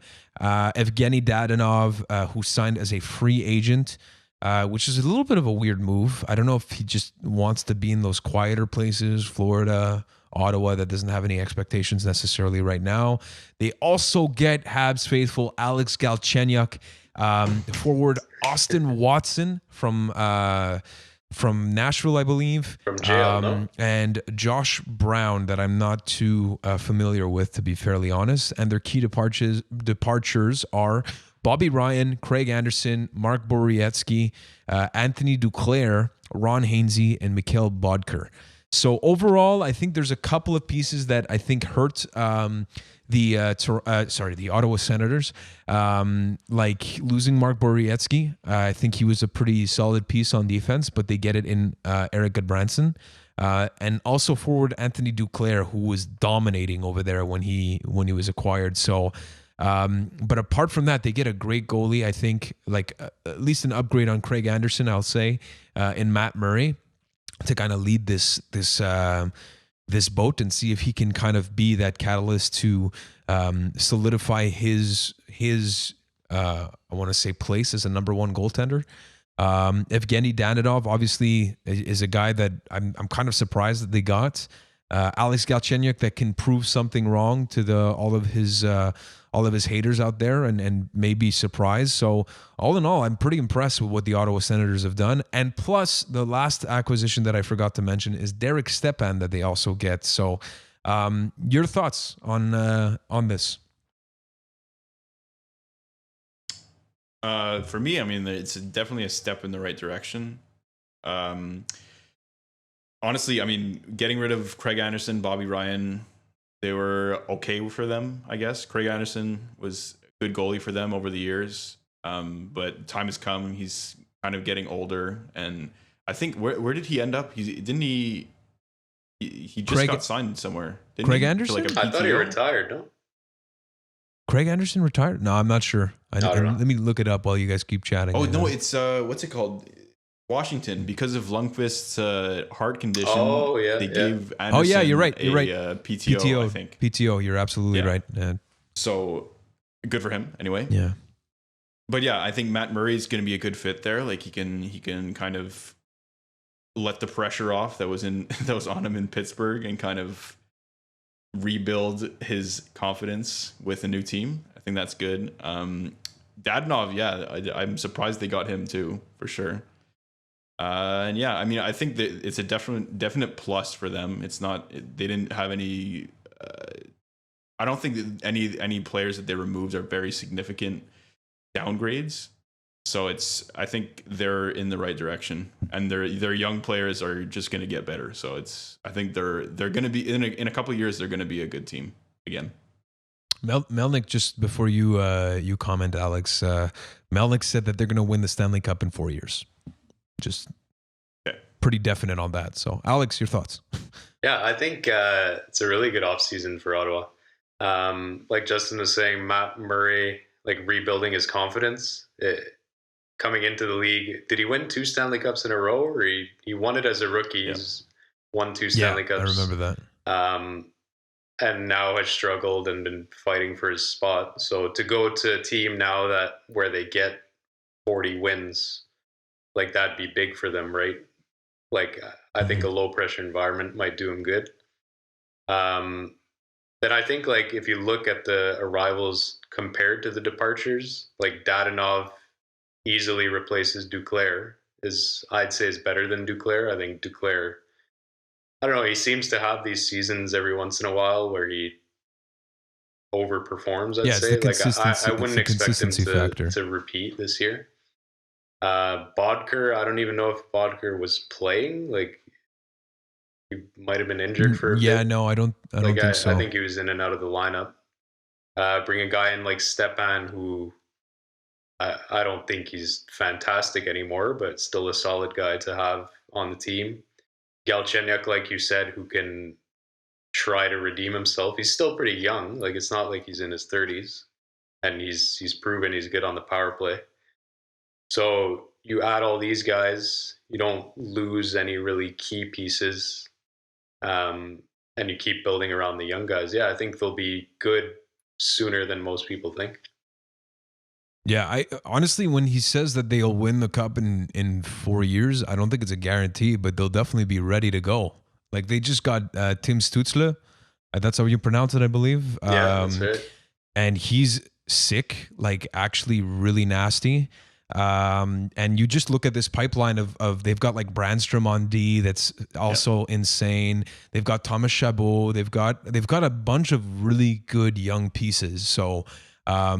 We talk about rebuilds taking a while, and Ottawa is gonna take maybe a bit more time than let's say like the Montreal Canadiens rebuild / retool did, because they really cleaned house. But they're starting to look again, like you guys said, right direction. And I think that Ottawa Senators fans, I know that it's been dark times the past couple of years and some head scratching moves here and there, but now it's starting to be like, okay, well. Let's just see how this one plays out, and we'll see if they get to be contenders sooner rather than later. So I guess we can move on to the last team of the Canadian division, and then we'll have a couple of questions for the wrap-up. So the Calgary Flames. For me, this is the team I think that is the most complete in terms of depth when you compare it to the Montreal Canadiens. I'll talk about the key arrivals. Jacob Markstrom, which is a big piece. Goaltending has been on and off with, they've had Mike Smith and David Riddick, and then they had Talbot beforehand, and Talbot, they swapped places in Edmonton. Anyways, I still think that they have David Riddick, right? I think so, yeah. David Riddick is going to be Markstrom, so they also get Christopher Tanev from, like we were talking about, Vancouver. They get backup goalie Louis Domingue, which is pretty serviceable. Joachim Nordstrom, which I believe was from Boston. Good fourth liner, third liner. Dominique Simon, or Dominic Simon, I'm not sure. And then forward Josh Levo again from the Canucks. So the departures that they have is Cam Talbot, TJ Brody, Eric Gustafson, and Travis Hamonic. So obviously, when you take a look at what they've lost in TJ Brody, Travis Hamonic, those are the names that stand out to me. But Christopher Tanev, that's I think good enough to replace that.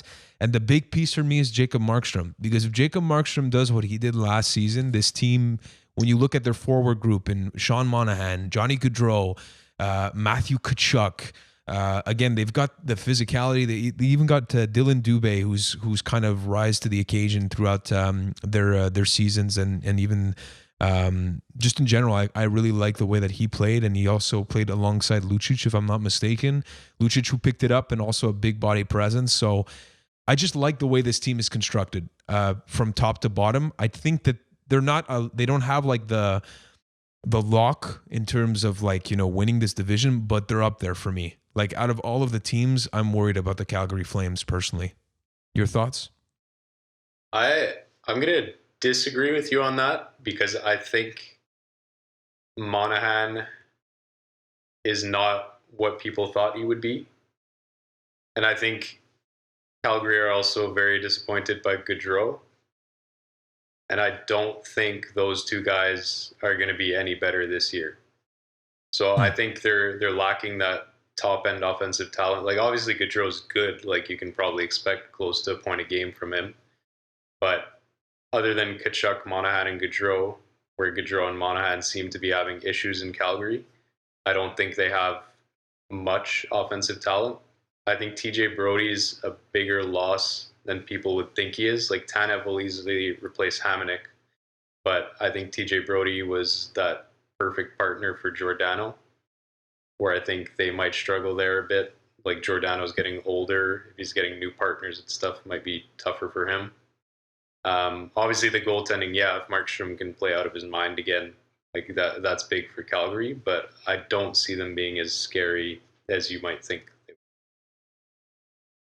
Fair enough. Justin? Yeah, I mean, I kind of agree with Alex. I think they're a strong team, but I think they have lost. Like TJ Brody was huge for them, and Mark Giordano is still serviceable for sure, but he's getting older. So we'll see if he can play up to par with what he has in the last couple seasons, I guess.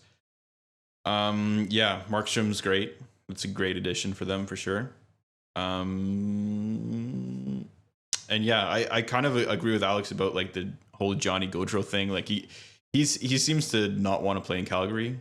Like he's kind of made it apparent. Like he's made it seem like he wants to trade. He wants to play in an American city instead.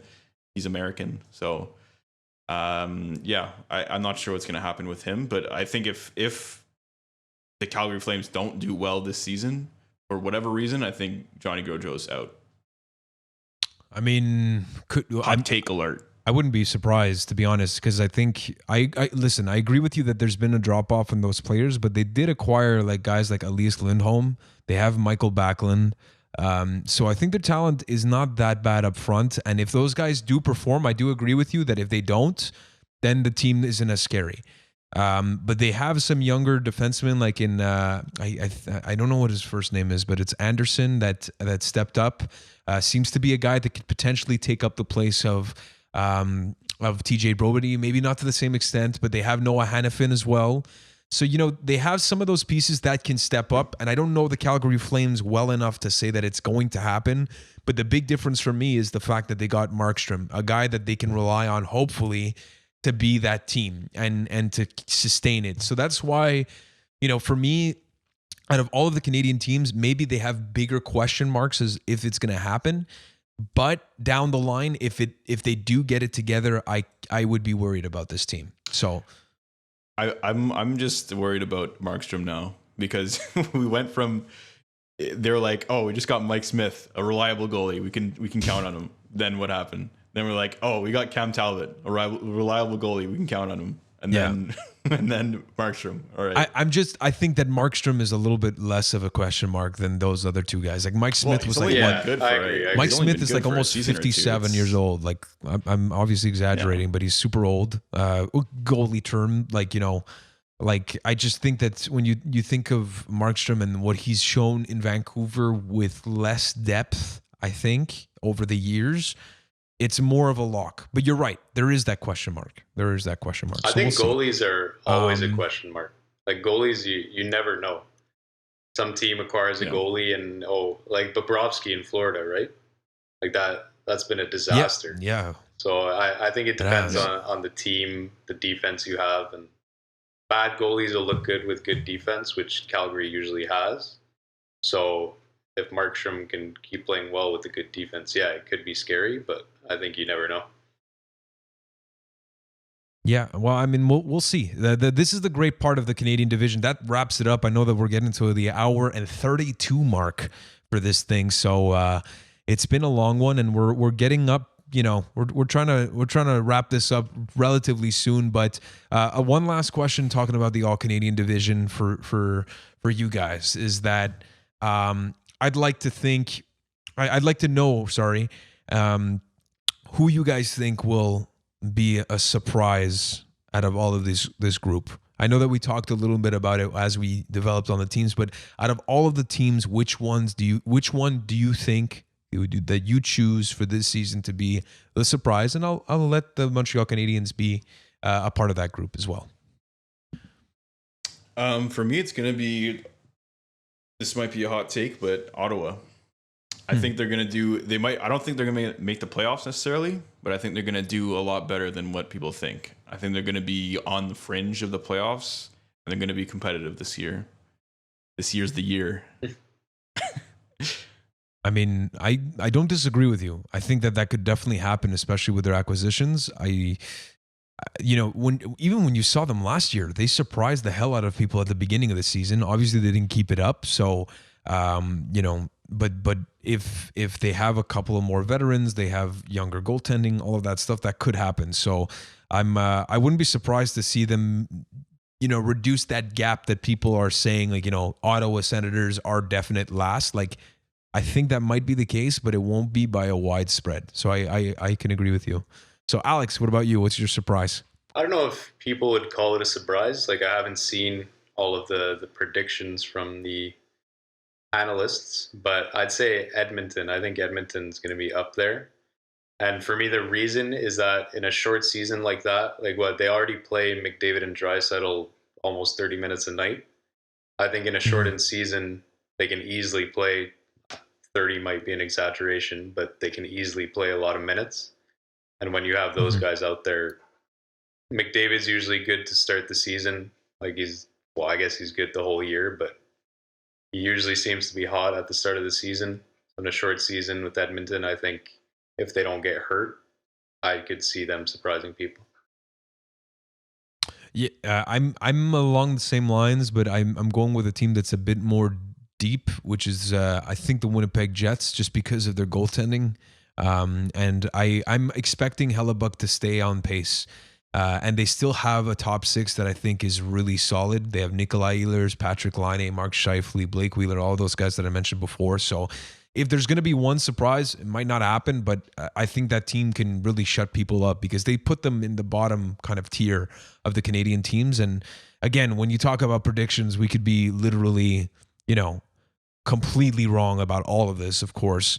But if there's a team to really make a surprise, it would be the Winnipeg Jets for me. So it's good that we had all different answers. So and another point is the reason we're not saying the Habs is because they're top of the division. People think the Habs are going to do well this year. Yeah, exactly. Which is a good change. Yeah, for once, honestly, it's crazy. It's actually nuts. I saw some predictions from like TSN analysts putting the Habs at like 3-4 in the division. So number 1 for Craig Button, by the way. Yeah, but he's a homer. Is he though? He's hated the Habs for quite some time. I don't think so. Okay. He has a hard on for Carey Price, that's for sure. Well, I mean, who doesn't at this point, especially after the playoffs? All right, okay, guys, let's move into the predictions segment of the show, and we'll wrap up with the Around the League news and our last segment, which will be giving a speech on why every single team of the Canadian division can be a Stanley Cup winner. So we'll get into the predictions. So. We have this noted, so we'll see what we think here. But the standings in terms of where the Habs will maybe place, I don't think we have to go back on that. But let's go into the top scorers. What do you guys think? Let's maybe just go with Hart and maybe Rocket as just like to make it simpler and shorter for this segment.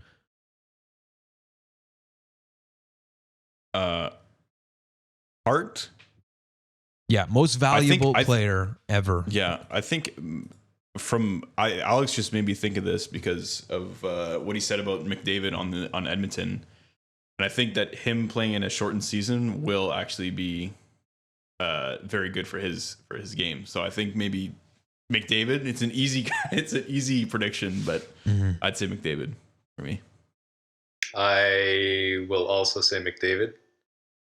Okay. I didn't want to say McDavid, but that was my pick. No, but fair enough. McDavid. Yeah. I'm just to be different. Well, not just to be different. I think that he makes a really good case. For me, it's going to be Nathan McKinnon. Nathan McKinnon could be.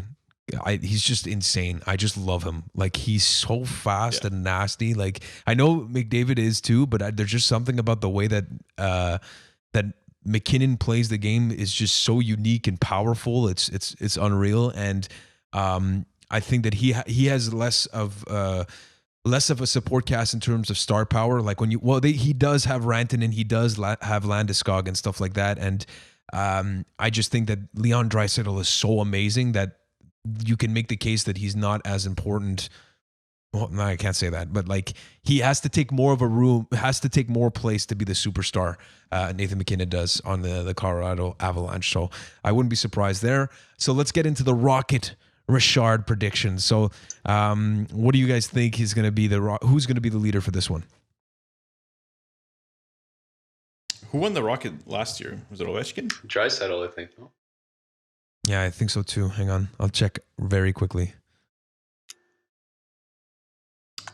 Yeah, I'm going to go with Ovechkin just because I want him to beat the scoring record. I want him to beat Gretzky's record. So that's my bet. I'd like that. But wait, how many goals do you think are going to be scored for the top in 56 games? I think it was David Pastrnak Did David Pastrnak win it last season? You want me to check? It was Ovechkin and Pastrnak tied. Oh, they tied, yeah. 48 goals. There you go. Sorry, what were you saying? Your question, Justin? I was gonna ask you guys how many goals you think are gonna be scored this season, like for the Rocket. 56. Yeah, it's true. I'd say like 20 goals this season 35, is a lot. 35 is my guess. 25? 35. 35. 45. No. 45. Sorry. 35. 35. Yeah, that's a shit ton of goals. Yeah, I can agree with that. 35 is a lot. I think they're going to be scored by Josh Anderson, if I'm going to be real with you. No, I'm kidding. Why not Boone Jenner? I fucking love Boone Jenner. Okay, Alex, who's your prediction for this shortened season? I'm going to go Nathan McKinnon. Okay. Yeah. Okay. Goal scorer. Okay. Yeah. I like that. Honestly, I wouldn't be surprised if Pastrnak goes again. I know that's like probably not the greatest answer because I just saw that he won. But no, but like David Pastrnak. Oh, but he's out for the season. I'm completely stupid. He's injured for the season. Not out for the season, but he's out for quite a bit of time with I think Brad Marchand, if I'm not mistaken. So why? What are they doing? I could be wrong on that. I don't know, but they're injured. So I just together. I think so because they were talking about how the Boston team is not looking good because of injuries. I might be fucking that up. I'm sorry, boys. It's been a long time since we've done this podcast, so we'll make sure to check that up before we do these types of things again. But yeah, I think I agree with you in the sense that Alex Ovechkin, I'd like to see it happen just so that he can get that record. So I'll go with Alex Ovechkin as well. All right. Just to clarify for Pastrnak, he got hip surgery in September. So he should be available around mid-February. Okay. Well, yeah, there you go. And Brad Marchand was in the surgery too. Okay. He was just watching and he emotionally can't get over his hip too. He emotionally can't get over it until February either. So, okay, going around the league, let's talk about some off-season news. A little bit on the, kind of really shitty news is that Lundqvist had joined the Washington Capitals as a, I guess, second goalie to what's the other goalie's name? It's not Samsonov, is it? Samsonov. Yeah, it is, eh? But Ilya, I think. Yeah, Ilya Samsonov. No? It could be. Yeah.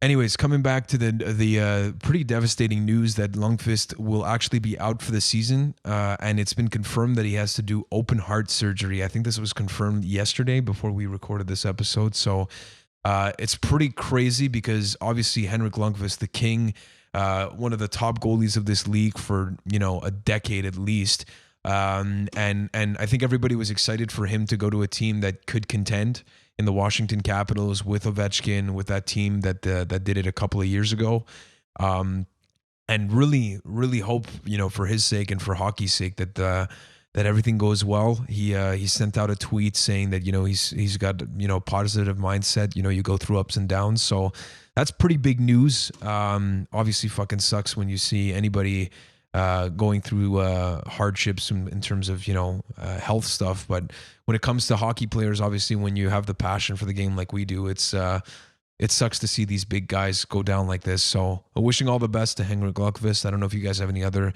comments on this situation. No. Yeah, no. No comments, but yeah, it's sad. Yeah. Hope he gets well, but I'm assuming he's probably gonna have to retire, which sucks. But yeah, all the best. Yeah. I mean, it's one of those players that you want to see win a cup before they retire. Yeah. Because they kind of have a legendary career, but they don't have the kind of team accolades. They just have like the individual accolades. Yeah. Kind of like Carey Price. Yeah, for now. Yeah. I mean, again, we're hoping for the best and maybe for, by some miracle he can come back next season. I would hope that be the case so that he can have another run. We'll see what happens. So that being said, there's also Kucherov. So right now, I don't know the exact details, but I know that he's injured. for quite some time, and that might actually help the Lightning go into the season with the cap hell that they've been through. So I don't know if there's been an update since we did this. We wrote down this note. Do you guys know? I'm sorry if I'm asking this question. He's not playing in the season. The whole season. Yeah. Yeah. He has to get hip surgery, so he's going to be out for like 5 months. Crazy. Yeah. So I mean, do you guys see this affecting the Tampa Bay Lightning greatly? Not so much, or do you guys think that they're just gonna go the same way that they did, and maybe he comes? Well, no, he might not come back for the whole season, like you said. Yeah, it doesn't specify that it says for the regular season. So okay. I don't know if he can maybe come back for the playoffs if they make it. Yeah, from what I've been reading, he could be back for the playoffs, and I think, like you were saying about cap and stuff, like. Maybe this has helped Tampa out. Like they just re-signed Cirelli, and someone else, right? That defenseman, I forget his name. Sergachev? No. Well, I mean, they did sign him at full point. I'm not sure the pronunciation. Yeah. Didn't they trade him away? Oh, I thought they just re-signed him. I could be wrong, but anyway, Cirelli's a huge signing, and I don't see them having an issue in the regular season, even without Kucherov. Like, I think they're a definite lock for a playoff spot. And if you bring him back for the playoffs fully rested, I mean, he might have some rust if he's injured, but I don't see Tampa having an issue regular season. You bring back Kucherov, I could easily see them winning again. Yeah, I mean, they were on a mission this offseason, and you know, we kind of grazed over that, the fact that they were the Stanley Cup champions of this season. So obviously facing off against Dallas. But one thing that John Cooper said was the fact that, you know, they had to go through that kind of pain last season, getting swept by the Columbus Blue Jackets. And they won some tough games, like that 5 overtime that I watched with Justin, which was fucking insane. But yeah, I agree with you that, you know, this team is so deep. They've got talent for that can replace, you know, maybe not to the same extent as Kucherov, but they have the depth to be able to say like, hey, we're gonna be okay for a while. They did it with Stamkos, but now I don't know if Stamkos is gonna be ready for this season. But if they can get him back, then it kind of mitigates the fact that you don't have Kucherov, right? Again, Kucherov is an all-star in this league, but still, if you can swap Stamkos for Kucherov, you're in tip-top shape still. So yeah, we'll see. I mean, to me, it all depends on Stamkos' health too. Yeah, like if Stamkos can stay healthy during the season, I think they don't necessarily have a problem. But if they lose him too, I mean, we saw that they could play without him in the playoffs, and they won the cup basically without him playing. So, yeah. But they did have Kucherov, obviously. So yeah, I think these two players, if they lose both of them, then they might be in some trouble. But I think with Stamkos and with their depth on defense and even offense, the rest of it, and their goalie, Vasilevsky. Yeah, I don't think they're in much trouble, to be honest. They might have to change the way that they play. You know, be a little bit more responsible defensively, and maybe have to, you know, adapt to the fact that, you know, like the Montreal Canadiens were nowhere close to the Tampa Bay Lightning's roster. A lot of teams were not close to the Tampa Bay roster, but the thing is that you have to learn how to win games with the roster that you have. So I'm pretty confident that they have a roster that can still compete without him. So that being said, let's move on to, of course, the Hoffman news, because this was probably one of the bigger guys that people have been waiting on because he's the top scorer. Obviously, we didn't even mention Hall because, again, there's a lot of things that we missed throughout this offseason. But Hall going to Buffalo, that was the big ticket item, which was a huge, you know, head scratcher at the time. But now, more recently, Hoffman has agreed to a PTO. And again, a lot of people confuse as why it was a PTO for a guy that scored like 35 goals in this league. But this is, again, just mainly for legal and cap reasons, I believe. So Hoffman joins the Blues on a PTO for now, and will probably sign a contract once they've made the cap space to acquire him officially. So your thoughts on Hoffman playing the waiting game, and what does this mean for the Blues? I think it's bullshit. I think it should be illegal. Why? I mean, it's straight cap circumvention. Like you're signing a player to a PTO that's like a proven NHLer in the prime of his career, pretty much. Like it's and just to be able to wait and sign him later, so that you can put your players on LTIR. Like it's straight just like loopholes to get out of. But the loopholes are legal. I understand that, but so they shouldn't be. Illegal. I'm just saying they should amend it to make this illegal, because it doesn't make sense to me at all. I mean, fair enough. Alex, your take on this? Yeah, I have kind of the same opinion as Justin. In the end, I don't really care. I'm more jealous, to be honest, because I really wanted Hoffman in Montreal. But Hoffman's one of my favorite players, so more disappointment than anything. But I wish him the best. I hope he succeeds with Torrey Krug. And yeah, I mean, I think Hoffman to the Blues is. I was not expecting it, but just so you guys know, Montreal was one of the top teams interested in Hoffman's services. That doesn't make me feel better. Who knows? Well, I mean, it should have. It should. I mean, he tried, Mark Bergevin. He tried for you. Okay. At least we got Corey Perry. He's like same kind of player, the same, right? About the same. But yeah, guys, I mean, we're heading to the 2-hour mark for our first episode back, which is not bad. A couple of other highlights, like you said, Torrey Krug to the Blues for the offseason. Another big thing was Alex Pietrangelo to the Vegas Golden Knights. There's been a lot of speculation that they will be making other moves to get rid of some players and players that have kind of committed. So the Vegas Golden Knights kind of, getting that reputation of like selling this fantasy of like, oh, come to Vegas, it's gonna be chill, and then they ship these players right off, like Nate Schmidt and Max Pacioretty being a part of it. So anything else from this offseason? Hall to Buffalo. I'm trying to think of other big things.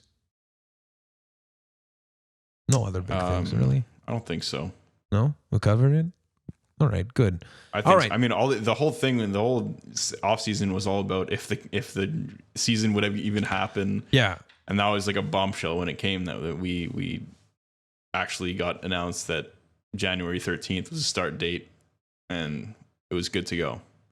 So it's gonna be a weird season, but I mean, I couldn't be more excited for this fucking season to get going. Like, I know that even the players have been saying like they're just itching to get back. I don't know if that's just PR stuff, but I know that, as a viewer, I'm just, especially with the offseason that the Montreal Canadiens have had, I just think that it's been a tease to see what they did in the playoffs, and now with the acquisitions, I don't know how you guys feel, but I'm ready to go.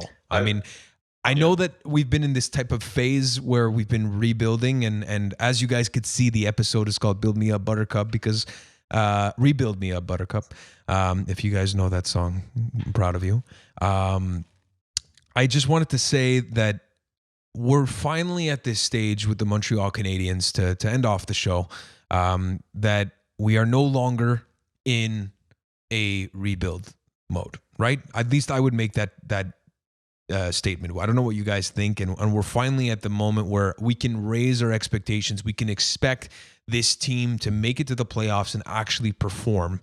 And I think we have a good chance. Like in the past, I would have said like we're not there yet, but I'm not saying that we're gonna win it. I'm not saying that we're gonna win it. I'm just saying that you need it to at least make a phone call to start planning the parade. Like at least prep it. That's all I'm saying. Like I'm not saying it's a go, but you got to plan it. You got to get ready for it. I don't know what you guys start think. building the floats. Yeah, you know what I mean? Like you got to shut down Crescent Street. Like you got to figure it out. What is the route that we might take? Like and I'm excited to be at that stage with the Montreal Canadiens at least. I don't know what you guys think. Yeah, 100%. It is exciting. It's also scary. Like I hate when my expectations start rising because they always just disappoint me. But the past few years, like you were saying, like we knew there was retooling, rebuilding to be done.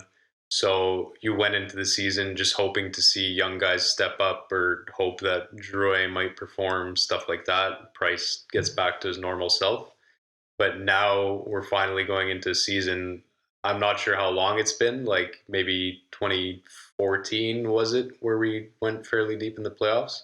But like this is the year I'd expect Montreal to win one, if not two playoff rounds and make a conference final, or at least win a playoff round and like not be show teams about up, it, right? Like actually show that we belong up there and actually have a shot at a cup. Yeah, I mean, I agree. I think we've like kind of taken the plunge now. Like, I think Bergevin's done a great job of kind of retooling relatively quickly and not going through too many years of kind of being a shit team with no end in sight of rebuilding, like Buffalo, like Edmonton, like Phoenix have gone through in the past. So yeah, I mean, at this point, there's no excuses. We can't be kind of just like, okay, we'll be better next year or something. Like this is it. Like we have a team that should be solid, should be a playoff team, and we just have to show up or shut up. Yeah, I mean, I agree, and that's why. Like for me, the Montreal Canadiens. You said it, Alex. That it's probably the first time that the expectations are high for the Montreal Canadiens in a long time, and when you say that, it's. I know that we don't want to be in the situation that we've been, but there is a positive in being in that situation. Is that when you go into a season with no expectations, everything that happens positively is like enhancing the hope that you have for this team.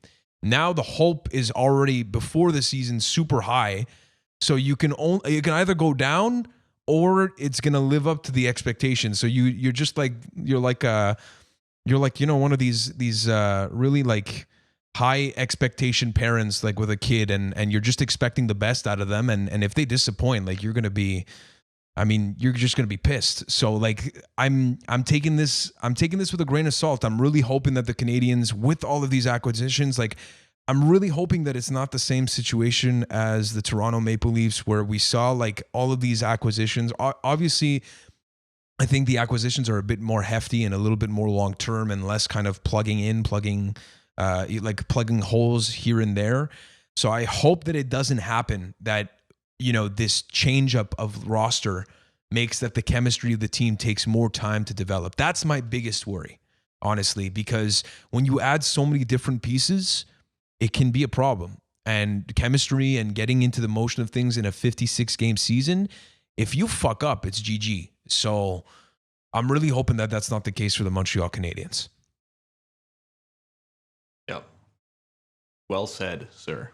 Excellent. All right. So guys, to finish off the show, really finish it off, we're going to do a quick segment in like one line. I want you to tell me why, Alex, you're going to start off with why the Ottawa Senators are going to win the Stanley Cup from the Canadian Division. In one line? Yeah. Just give me a line.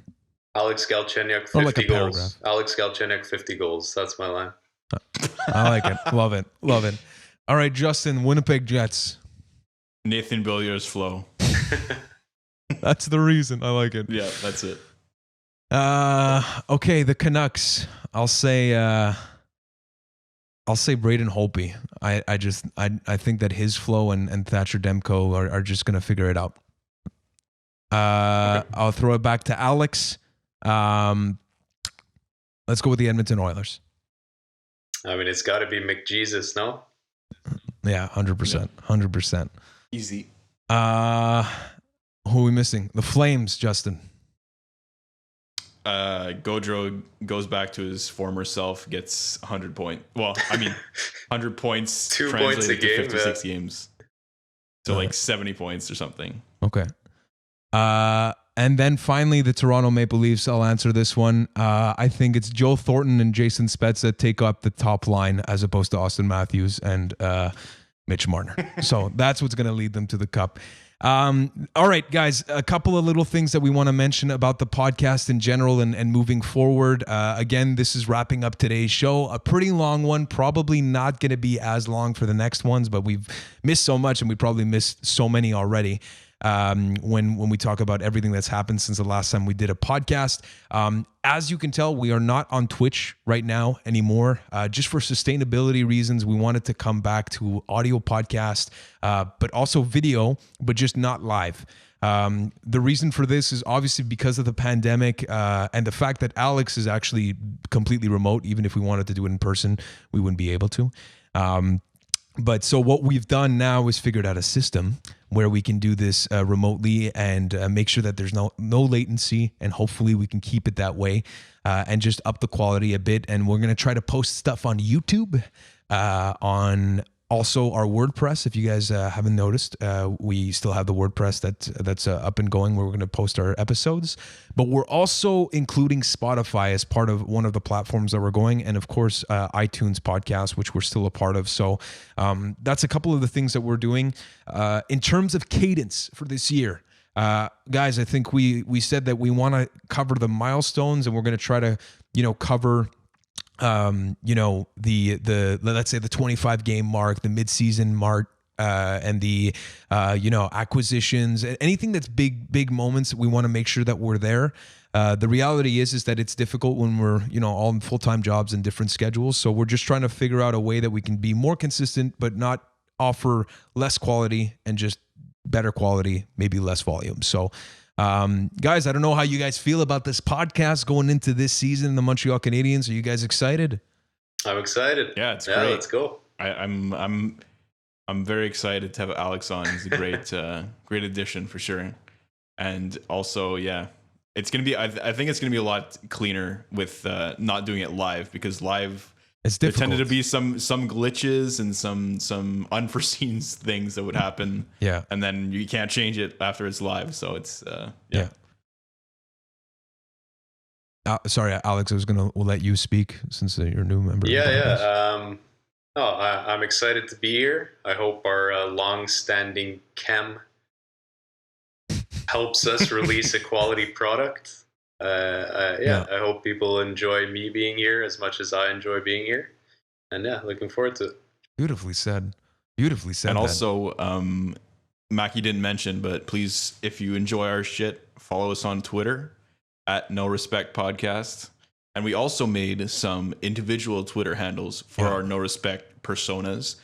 So if you want to follow us, the handles are on the screen if you're watching the video. If not, then they're on our Twitter, the No Respek Twitter. Exactly, guys. And don't be shy if you guys have any questions, comments, anything that you guys want to for us to include on the podcast. Feel free to DM us, whether it be individually or to the No Respek Podcast. Again, at No Respek Podcast on Twitter. And you can, again, see on the VOD if you guys are looking at it right now.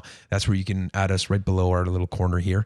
But again, we're really excited. We're hoping that we found a formula that allows us to be consistent throughout the year, sorry.